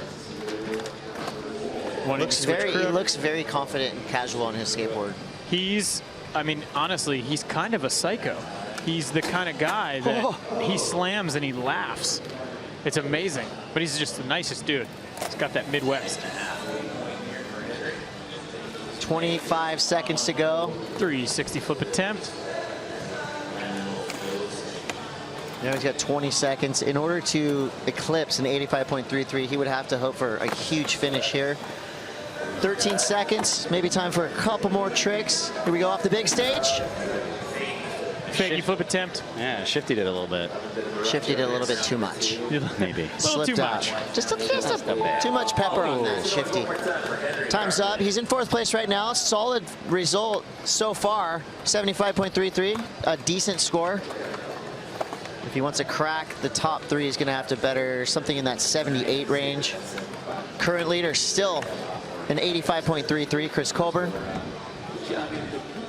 But I like that regardless of where the scores end up, every skater in this 11 skater field has dropped 1 or 2 tricks that are fully highlight package worthy. Everyone has had shining moments in their runs. All right, so this guy's just a shining moment in general. Gabriel I hope he puts it together. Sao Paulo, Brazil, an amazing city. I was just there and I fell in love with it. Wow. And now I love that pop shove right there. There's a lot to love about Sao Paulo and this guy. Oh man, having some trouble on that 360 flip. It's unlike him.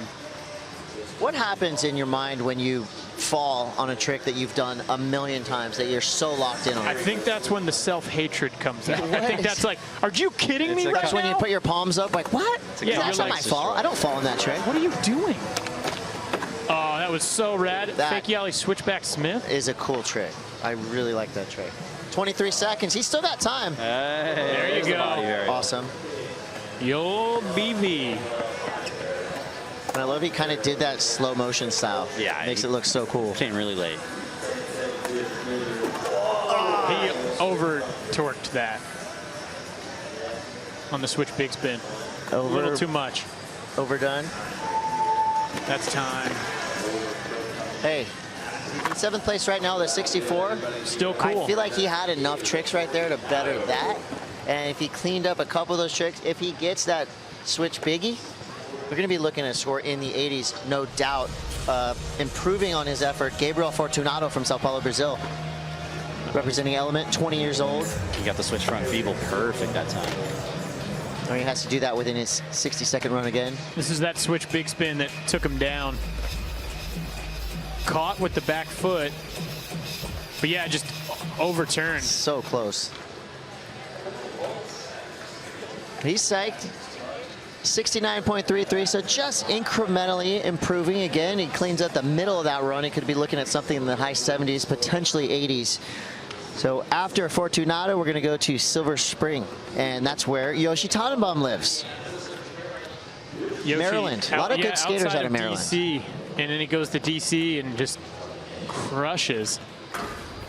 Backside tail slide. He's got a really wide stance too, which is interesting. Nice feeble grind pop out in the middle. So let me ask you a simple question. Harder to pop out mid-rail than it is to right off the end of the rail? Absolutely, yeah. And it looks cooler too. And it's harder to pop out the way that he went than if you would pop out over it. Which would be a transfer. Yeah. Just a lot more room for error. 180 up. Oh, going down on the fakey flip. Some of these landings have been very hard. You know, you've seen kind of those like dead stop landings on a couple of these last tricks. 14 seconds for Tannenbaum. Frontside Smith grind. Nice, just keeps it classic. Casual. Blunt kickflip, there it was. You said it, Blair. No problem. It's super easy. Whoa. Oh, parkour. Cat-like reflexes. Goes into the parkour event. So That's Yoshi later. Tannenbaum. I like that he's flying the Israel flag. You know, there is Olympic ramifications here at Dew Tour, and that's why you will see, you know, some potential changes in the flags that are flying next to some of the names we have here. Already an international field here. Skaters from Portugal, Brazil, Israel, and the United States of America. A little highlight package from Yoshi Tannenbaum. Expect more from his third run. So now we've seen a lot of skaters kind of do 2 really good half runs.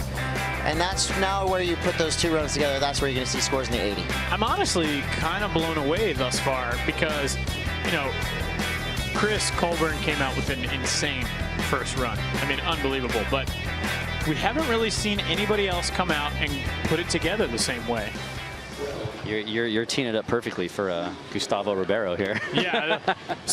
And with that being said, we are ready for Gustavo. No, we're Marcos going Marcos Montoya first. Montoya. Okay, well, yeah. And hey, same thing. Exactly. Seriously, Same thing. all these guys are so incredibly talented that they all have the potential to do it. I feel like we're going to see a skater go from 5th into the top 3 with this run. Look at Pressure. that. Yeah. Oh, front feeble pop out. So clean. Glued to his feet. Nerves off from that first run. There we go. Do you call that a backside nose grind or backside over crook? I would say over crook. That's the current. That's the current. Look at that. Kick front crook. Current message board argument happening right now. Yeah. It's way to keep it topical. Just curious, you know? Argument. Oh, going back man. Smith. He was. I say I like overcrook. I It like just sounds like a cool too. technical name. I think of a nose grind and I think of balance, kind of like winning, you know? It's a good, it's a perfect example. Backside Reflip nose up. grind, yeah. Big spin going down. Well, it was a great start, like it was shot out of a cannon. Unfortunately, the end. He's got 10 seconds.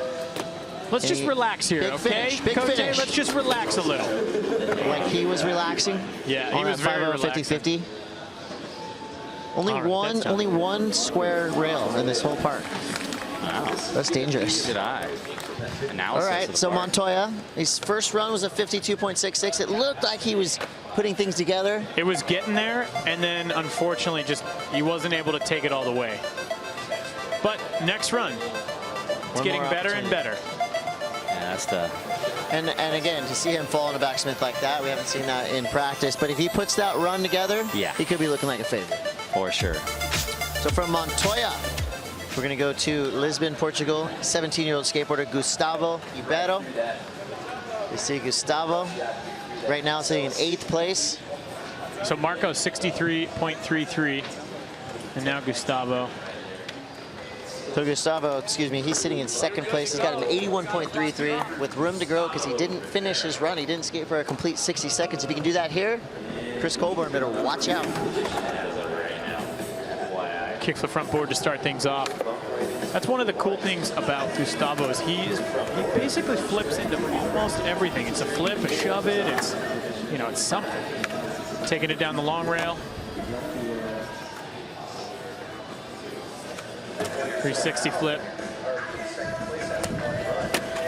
Jeez, that hard flip just goes right to the front foot. 30 seconds left. Jeez, he's got a long time left. 30 seconds on the clock. That's an eternity. 23 seconds now, resetting. Getting back into it, just firing off tricks. Bam, bam, bam. Big spin front board, 15 seconds left. Really, really good run. Oh, he's just trying to turn it up to 11 right now. Yeah. With that bigger spin flip front board. That's how you would want to finish that run. So technical throughout. Oh my God, he went crook. Just bring that one out. Just bring that out of the bag of tricks, why don't you? Oh man. I got 2 seconds left. What should I do real quick? Yeah. So Gustavo Ribeiro, who's currently in 2nd place, did he do enough to better an 85.33? I think it's going to be close, just right there under.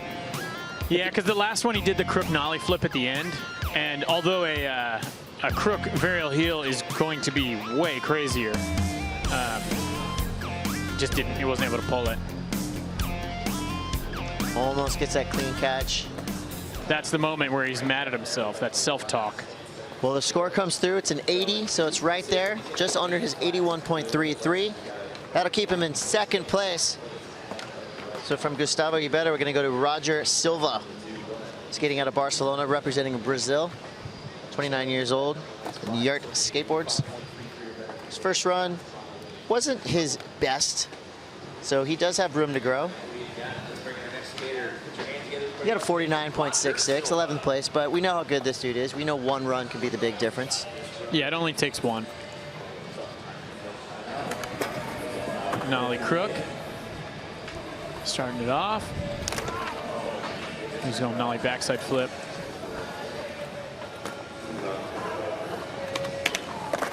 There's the switch tail 270. Running into that banner. I remember him from the King of Macba games of skate. Did you ever see those? No. The switch tail 270. Was he the king? Did he get the crown? No, but I think he made it to the finals against Gustav Tonesen. They would make him the prince. That's where I remember him from. Yeah, if you want to see this guy skate Young Squire. technical at Macba, look up those King of Macba videos. All right, lip slide fakes. 15 seconds left. He's going to donate the... Oh, no, he's going to keep it up. 10 seconds to go. One more trick for Silva. No, he's just going to cruise. I think nollie backside flip. There we go. And if you can, again, even if you fall throughout your whole run, if you can finish your time with one quick trick, that can be a small little dose of confidence that can carry into your next run. It makes you feel good. Yeah. I felt good watching that. At least you just got one under the everyone. belt, you know? I still got it. So here we go. A little quick look at an unforced error here. Switch tail 270. Body weight a little bit off. All right, let's get a look at our results so far. Just over halfway through here. Colburn in the lead, Gustavo Ubeto in second, Maurice Jordan in third, Henry Gartland fourth, Bowerbank in fifth, Yoshi Tannenbaum in sixth. So 85.33 is your high score. We're almost down to those third and final runs, but 3 more skaters to drop on their second run. Taylor McClung, Mario McCoy, Tyson Bowerbank. Let's go to our 10th place skater for now, Taylor McClung, Huntington Beach, California. I love that front shove and then pop shove. Great combo.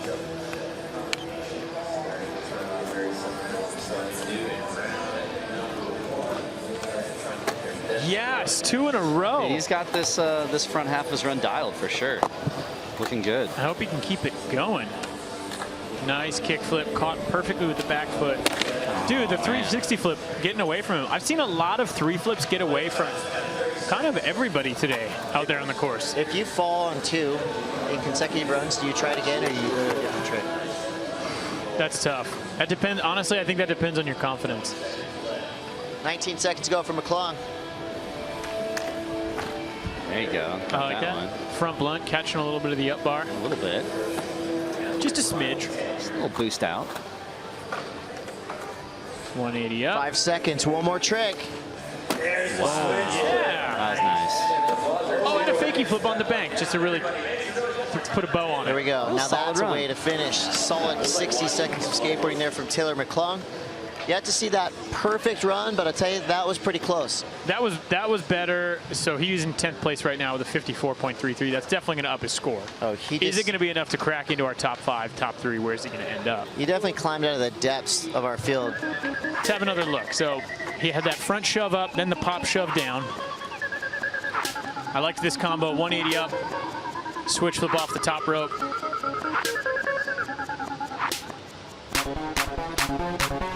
There's another look at that. Look at that flick. Bam, bolts. It's a great angle for that trick. You can really see everything that needs to happen to make that. So McClung comes through. He does climb out of the depths all the way up to 6th place with a 72. So what Not enough does to he crack need? into the top 5. What does he need to improve on there?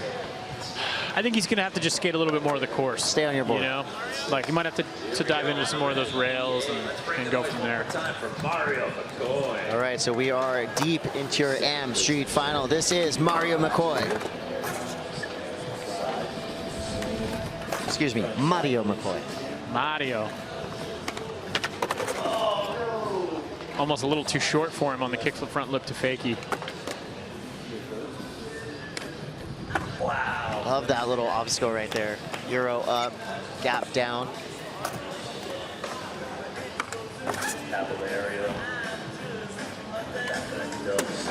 Oh, I can't believe he rolled away from that. That was so rocket and wild. His foot was wiggling on there.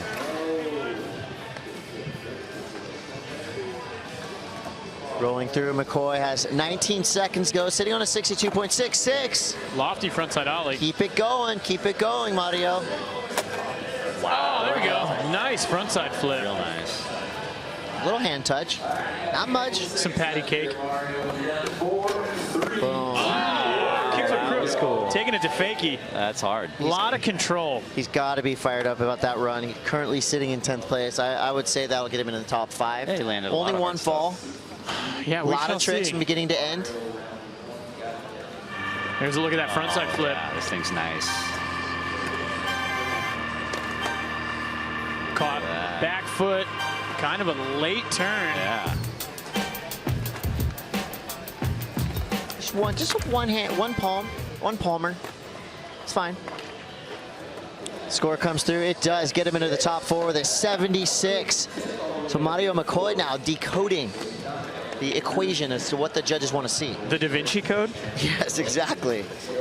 Coming the up Da next, Vinci Code, known as we are going to see finals. Tyson Bowerbank. Tyson underachieving for how good we know he is. He's sitting in 6th place. He's got a 74.33. Last year's AM champion. What's he got for us now? This is Tyson Bowerbank with 60 seconds on the clock. Feeble grind. Oh, the back 180 out getting away from him.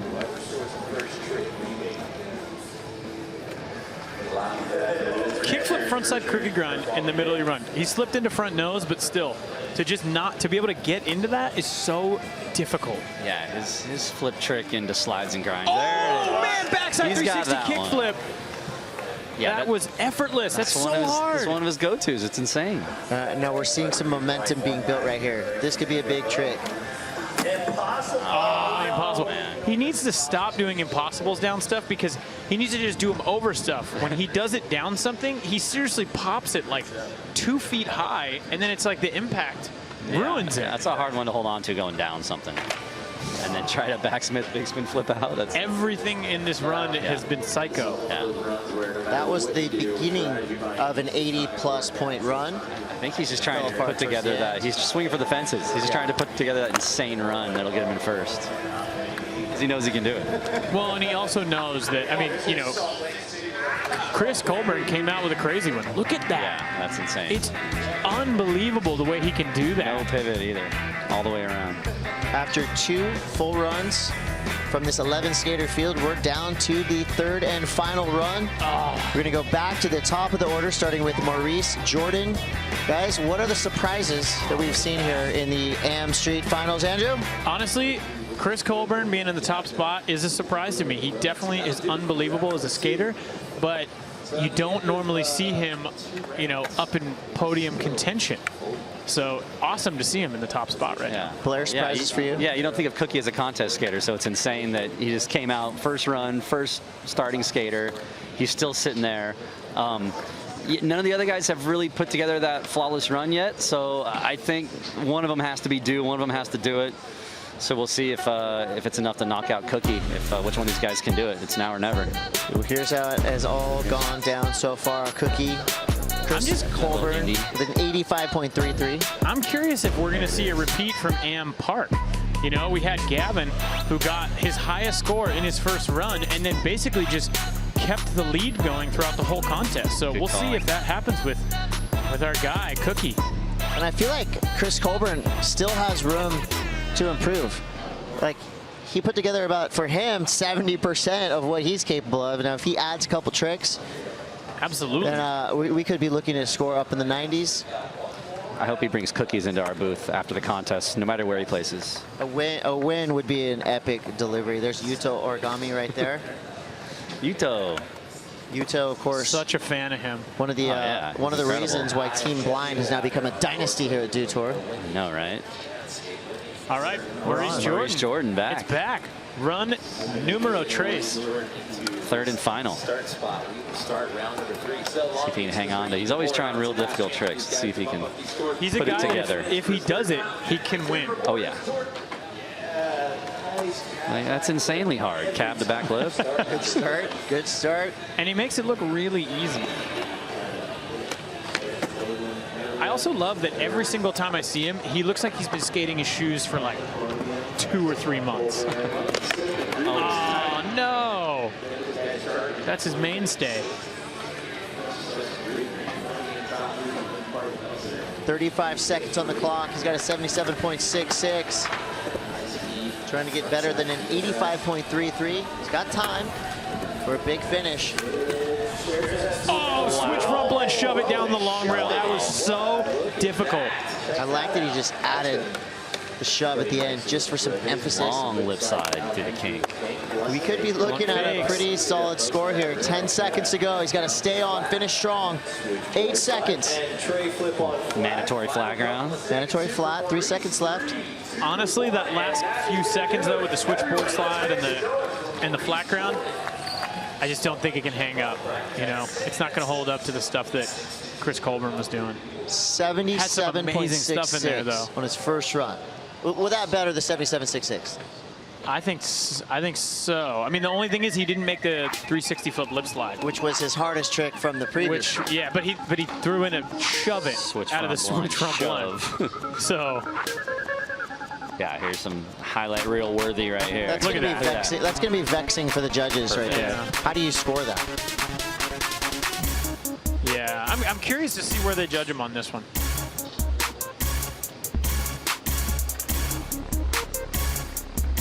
You know, that right there, it looked like he was going to go for something else, and then switchboard, 360 flip. Score comes through. It's enough to keep him in third for now, an 80.66. So he stays on the podium, but let's remember, first place, that's when you get that invite to skate in the pro division here at Dew Tour 2018. So from Maurice Jordan, we're going to go down to our current leader, Chris Cookie Dough Colburn, out of Williston, Vermont. What will he do for this run? This is exciting right here, because I don't think any of us thought that Chris Colburn would be your leader this deep into this contest, but I tell you, the creativity came through. Yeah, how is he going to outdo that angled 50-50 over the barrier? Here we go, 60 seconds on the clock. So rad. Oh, yeah, so rad. I love a rail on, rail off combo like that. It's important to clarify too, you know, because we're saying we're surprised that he's in that top spot, but it's only because we're not used to seeing him come into contests like this. But we know, I mean, his talent is unbelievable. Yeah. And with that fall right there, kind of the extended get up back on your board time, with only 35 seconds left to go in a second fall, you know at this point, Chris Colburn now is going to be hanging on to the 85.33. Will that stand with 8 more skaters to go? We'll see. Just like Blair was saying, we haven't seen anybody else really put the run together, which is honestly a little bit interesting. And I'm curious if it's because it's warm out there or what it is, but this group of skaters, usually at least one of them can put it together at this point. What do you think the pros are going to be? What do you think the pros runs are going to look like on here? That's what I'm thinking right now. Like if Cookie Dough advances, like what's he going to have to go against? Andrew kind of said it earlier. It's that confidence that you see when the pros hit the course. And that's really the big difference. It's kind of, you hate to use the word swagger, but it kind of fits. It's just that I they're don't like that word, but you know, they know how to do this. They've done this so many times. Like they've come up through the AM ranks and then they get into the pros and they're just ready, you know. All right, so from Chris Colburn, he's going to have to see what happens as he hangs on to an 85.33. And coming up next, Henry Gartland. Henry Gartland is sitting in 5th place now with a 75.33. Here we go, 60 seconds on the clock. Good start. Second trick critical. I like the quick combo, kickflip front lip, back 180 in.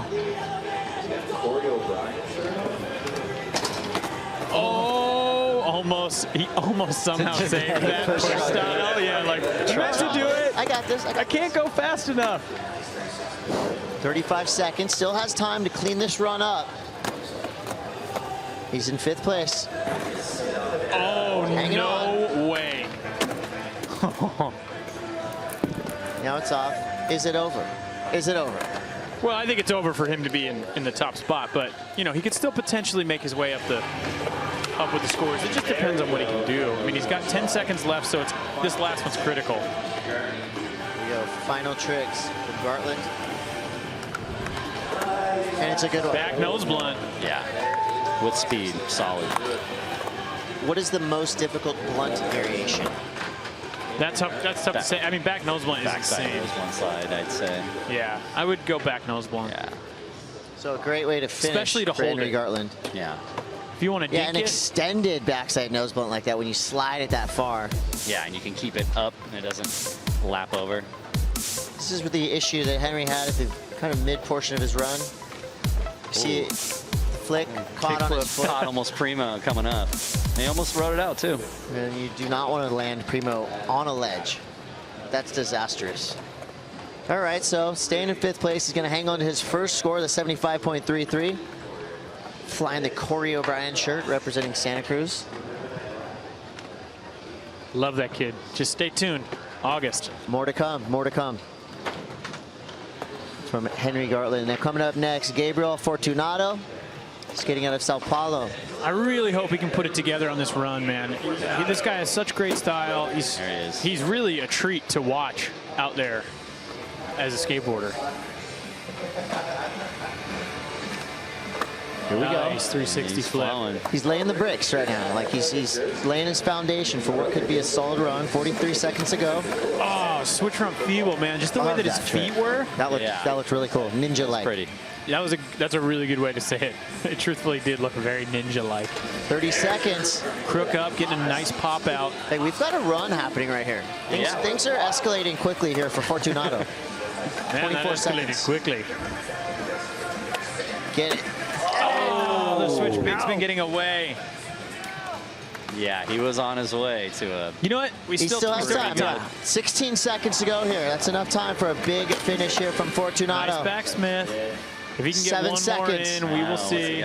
Let's see it. And oh, that is so weird. That would have been cool. That's wild, That man. was like a magic trick. Yeah. It's crazy too because you can just see him trick. Levitating. The front foot, he basically like pops out and kind of like just kind of tap dances his body around. Yeah, almost has to guide the board first and then he can do the body varial really late. Front shove was perfect. Another look at that 360 kickflip. That's nice. that's like the best trick for, I think, because everyone does 3 flips differently. True. So when someone makes it look that good, yeah, you know they got something special. Last looks at Gabriel Fortunato. Now it's up to the judges. Currently sitting down in 5th place. They are tabulating. They are thinking, what do we Gabriel do? was in 9th. Oh, you're right. Well, he went from 9th to 7th. 2 spots. So jumped up 2 spots with a 73.66. That's it for Gabriel Fortunato. Solid result when you're skating against 11 of the best AMs in the world. I mean, that is a big finish. Coming up next, Yoshi. I keep almost saying Royal Tenenbaum. Yoshi Tenenbaum. He is a Royal Tenenbaum, though. Maybe his middle name's Royal. It's a good middle name. Feeble pop out. I could watch a feeble pop out 1,000 times. Yoshi was going for the jugular. Yeah. 43 seconds. He still has time to do it. Wow. Ouch. Now what? Now it's just kind of a now show he needs to for the just, crowd. Hail Mary. Go crazy. And I mean, he can. Like if he goes laser flip and he gets. That's right. Oh man. He's got the hustle, but the tricks didn't come. 23 seconds on the clock for Yoshi Tenenbaum. Currently in 9th place, 71.66. See what he's got for the crew. There you go. Yeah. Nice, just a good, clean backside flip. Yeah, Never he's hurt got anybody. that. He's got that. He's got big spin flips. Here we go, the finish for Yoshi. Whoa, go for a fakey hard flip. All right, well, he'll have to hang on to the 71.66. Always a pleasure to watch Yoshi Tenenbaum skate, win, lose, or draw. He is a skater's skater.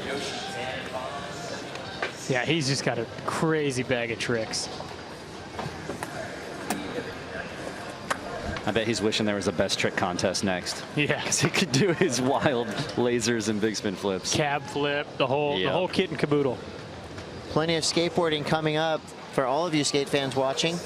We've got the Love and Guts Jam with Pat Noho, Steve Caballero, Hassoy, Lance Mountain, Steve Olson, Salman Aga. Men's and Women's Park Pro. And you get to see more of Marcos Montoya from Broward County, Florida. 17 years old. And yes, God, that looks good every She time. just has that every time. So full 60 seconds to start. Only 10 seconds in so far. 2 big tricks from Montoya. Oh, trying to switch it up, going for the 180 You feel switch some crook. momentum building right now? He knows. He got into tail right there, though, Yeah, didn't he? I don't think he got into switch crook. There it is. There's the backsmith. All the way through the kink, making it extra difficult. All right, now he knows he's got to stay on. He's halfway to an 80-point run right here. 45 sure. seconds. Oh, man. Was that me again?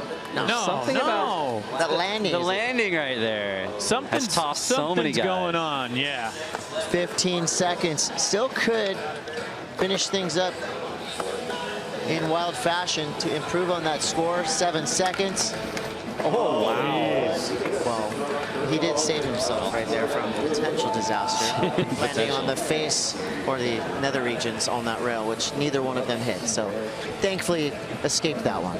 He's made it out alive. So he was in 10th place with a 63.33.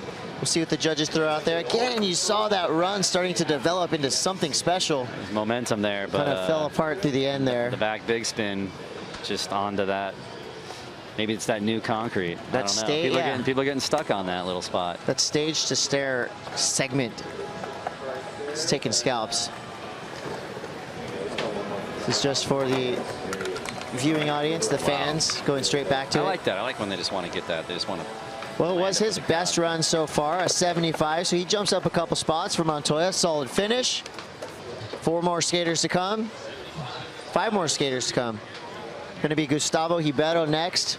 Currently in 2nd place with 81.33. Here we go, 60 seconds on. Boom, good start. Kick the front board. This is one of the guys that could do it if he stays on.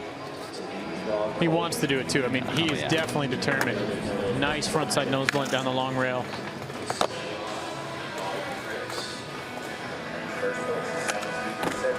Oh, that was wild. The hard flip though. It's like he just pushes a button. Oh, hanging on 360 kick flip, lip slide. 24 seconds to go for Ribeiro. Currently in 2nd place.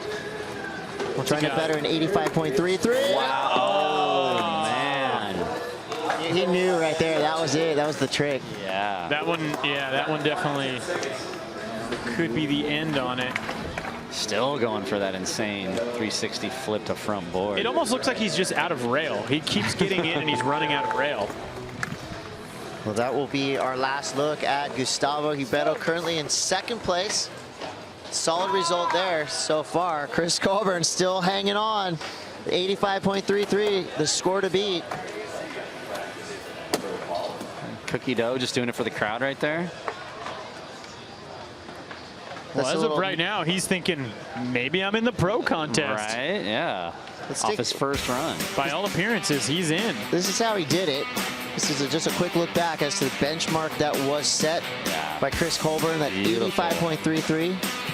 Still the score to beat after his very first run. He was only the 2nd skater to drop.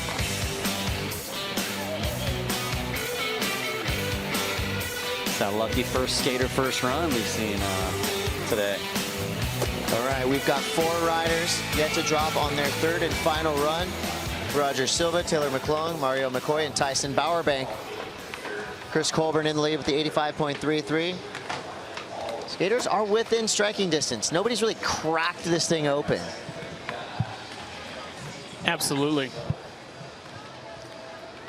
We need somebody else to put it together fully. Maybe it is time though for a man from Brazil, Barcelona. Roger Silva. Roger Silva. Nollie backside flip, getting away from him. That's a momentum killer right there. 2nd trick in, you fall. You know, you do have time to get things going in. There we go. Now fire it up. Let's see it. 43 seconds to go. Sell it. You got to sell this to the judges. Make them know you want it. Going switch 270 front board. So Roger Silva running into some of the same issues that he had on his previous 2 runs, going down a couple times already through the mid portion of this run. 24 seconds on the clock. This will be for the homies the rest of this run. Don't think this is going to be an 85.33. He's probably got a lot of homies. Barcelona, Brazil. I mean, it's a lot of skateboarders. Yeah, they're big skate scenes. Yeah. 8 seconds left. Nollie board slide. Back 50 getting away from him. That's time right there for Roger Silva. All right, here we go. We're getting down to the wire here. There's Chris Colburn. Doesn't look stressed out. He's sitting in the lead right there. Yeah, what's he thinking right now? All he can do is watch. Happening. He's still skating the course. He's skating in between. So coming up next, we will see Taylor McClung, one of 3 skateboarders who could potentially pull the last second Hail Mary upset. Chris Colburn now watching, hoping this is not going to be an 85.33, but Taylor McClung currently sitting in 9th place with a 72. He's got room to grow and room to improve.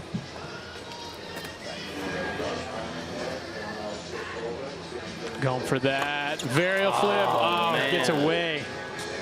Hey, that's not bad odds though. Did 2 out of 3. Yeah. Yeah.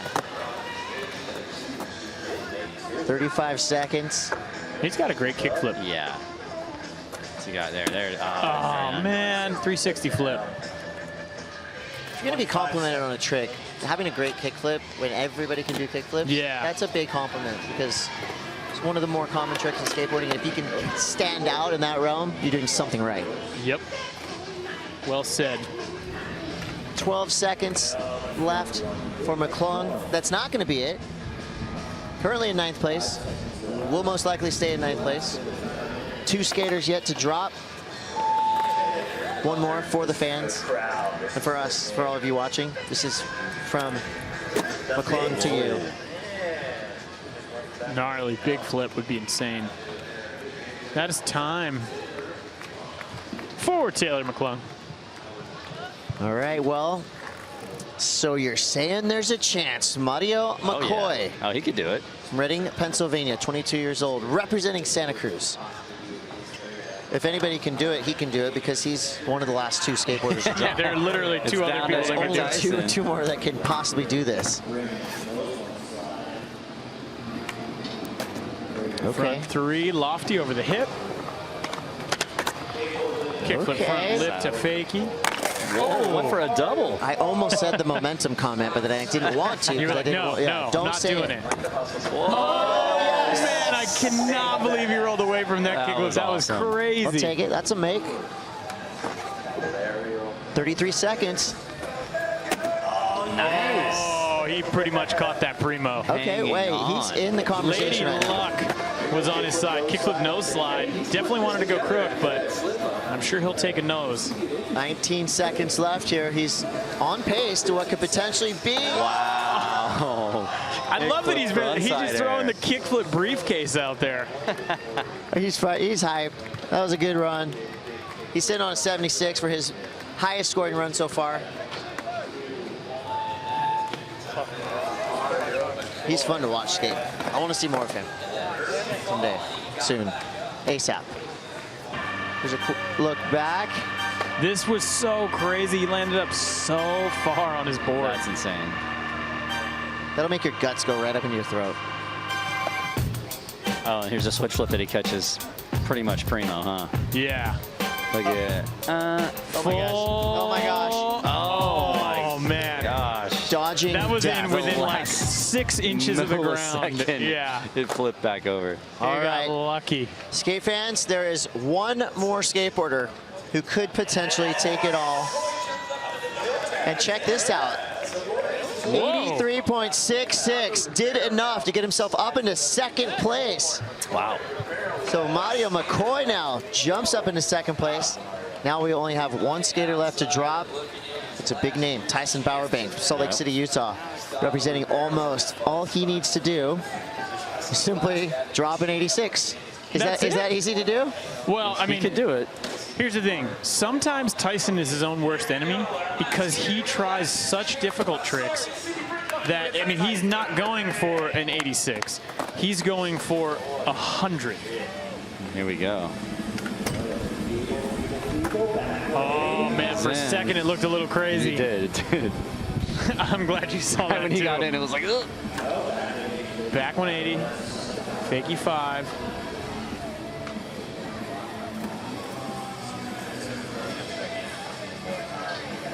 Man, this Front is 3. I know, I'm like. I don't want. Tyson Bowerbank, 30 seconds on the clock. Oh, whoa, no. That's not like a, I don't know if that's really a fall, though. I think. It's a make and then a fall, but the fall wasn't part of the trick. I mean, the back 3 down that was definitely a make. 13 seconds.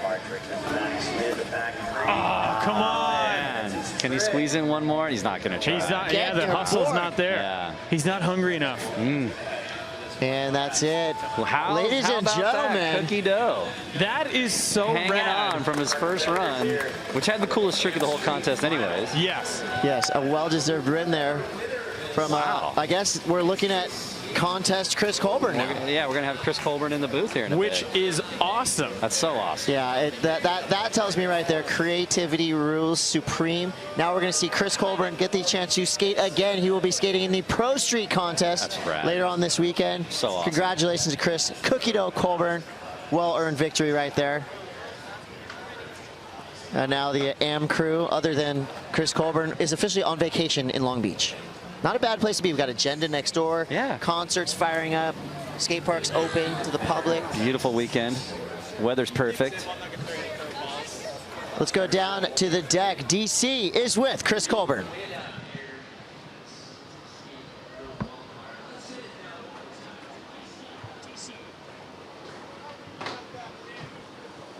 There we go. The mic works better when it's actually switched on. Thank you, Jimmy. Thank you, Vern Laird. And hanging out down here with Chris Colburn, who just won this AM Street Final. Doing it out here for Mountain Dew. What's going through your head right now? Heck yeah, I'm just ecstatic to be here. The sun's hot, but I have a lot of friends around me supporting, and everybody's ripping. So with this being the Dew Tour and with you skating for Mountain Dew, did your team manager, Brendan, put a lot of pressure on you? Like, you better do something big today, buddy. No, I actually haven't even seen Brendan today, but he's always supportive, and I'm just happy to be here at the Dew Tour. Right on. Well, now you get a spot in the qualifiers with the pros. You hyped on that? That's insane. I would have never imagined, but I'm stoked. And what do you got to say about everyone else out here? Everyone was skating so good today, so now's your time to talk about your competition out here. Man, everybody who has been skating this course today is just really, really good. It's hard to focus and break a sweat because I just want to watch everybody skate. And talking about breaking a sweat, you're coming out of Vermont. How's it skating in these California temperatures and weather? Well, it's a little drier than Vermont, but yeah, I can't complain. Right on. Well, Chris Colburn, congratulations. We'll see you in the qualifiers with the pros for street. Your winner out here for the AM Street Final. And there's our winner, Chris Colburn. 11 of the best street skaters in the amateur ranks did battle on this epic street course. What a run. Look at that first run, 85.33. He was the second skater to go. So right from the get-go, he got the early lead, hung on to it all the way to the end. I think he had everyone shook. He got inside their heads. Hey, I'm looking at that 10th place finish for Yoshi Tannenbaum. That's kind of a shock to me. He's so good, and that just shows you it's a matter of one trick that can throw off your entire run and have to reset everything. Let's take a look back at Chris Colburn. How'd he do it? What a great run. Yeah. Just utilize the whole course. There it is. That crazy 50-50. Yeah, people are going to be watching that all weekend. Rightfully so. So fun to watch. Yeah, stayed on. Yes. Oh, with Jen Soto in the background, like, you did it. Nice. Yep.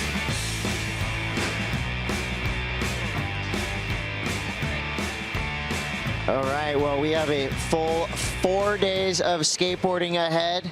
We've already seen AMs attack the street and attack the park. A super exciting start to Dew Tour 2018. We let the AMs take things off. Let's start with the AM Park event. An 11-year-old took the win.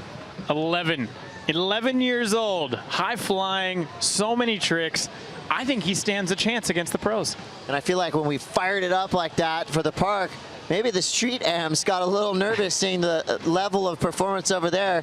It was kind of a slow burn through that AM street event. It was, yeah, Chris, except for Chris Colburn, who just came out guns blazing. And then after that, a lot of the guys that you expect to put together perfect runs just didn't do it. So I'm really excited to see Chris against the pros this weekend. I'm stoked he won. He was my pick. He was my favorite dude. There you go. Well, your favorite one. You know, there's so much to do here at Dew Tour. Of course, it's almost like we have 15 skate shops on the premises. There's your Dew Tour merch looking good. We've got concerts here throughout the weekend. We've got the Love and Guts. We had one of the best skateboarders ever right here on your show. Just broke it down. Lance Mountain was here, part of the Love and Guts show. And here's a look at your schedule through the weekend. We're going to start strong tomorrow. Men's Pro Park and Street qualifier. Some of the biggest names in skateboarding will be skating the street course tomorrow. Oh yeah, it's going to be incredible. Yeah. Saturday, for the first time ever, the Women's Pro Street Finals. Sunday, Women's Pro Park Finals and Men's Pro Park and Street Finals. That's a lot of skateboarding for 3 days. We neglected the Team Challenge, which happens on Saturday too, and that is one of the coolest events I've ever seen. And let me tell you, there's no reason anyone on the planet shouldn't be watching. There is 31 ways to watch this event all over the world. Basically, if you turn your phone, your TV, or your computer on, you can't miss Dew Tour. Anything you type into your search bar, you're going to see it there. We're going to start at 11 a.m. tomorrow. 25 of the world's best park skateboarders, including Chris Colburn. How do you think Chris Colburn's going to fare against our big field of pros? I mean, I think he's going to do good after what we saw today. I don't know if he's going to repeat that sideways ollie onto the I hope he the barrier, or if he'll find something new. But I mean, yeah, I don't even think he was trying to win. I think he was out there cruising, and I think that's why he put all those insane tricks together. So I'm really looking forward to see what he's going to do. We also have coming up this weekend the Boost Mobile Switch Jam. What do you know about the Boost Mobile Switch Jam? It's winner take all. It's winner take all. It's winner take all. It's all Switch. All Switch all the time from which our is friends at so Boost cool. Mobile. I love that. I love that it's all Switch. It's so that Cash means for tricks, too. So what happens if you accidentally don't do a switch trick? It doesn't count. Then you're fired. You're fired. Out. DQ'd. No boost money for you. When we come back, we're going to take a look at the medal ceremony. We're going to give out some hardware. We're going to give Chris Colburn that golden ticket into his Pro Street final. So do not go anywhere. More to come. We're live here from Long Beach. This is Dew Tour 2018, built by Mountain Dew. I want some cookies. I want him to bring cookies.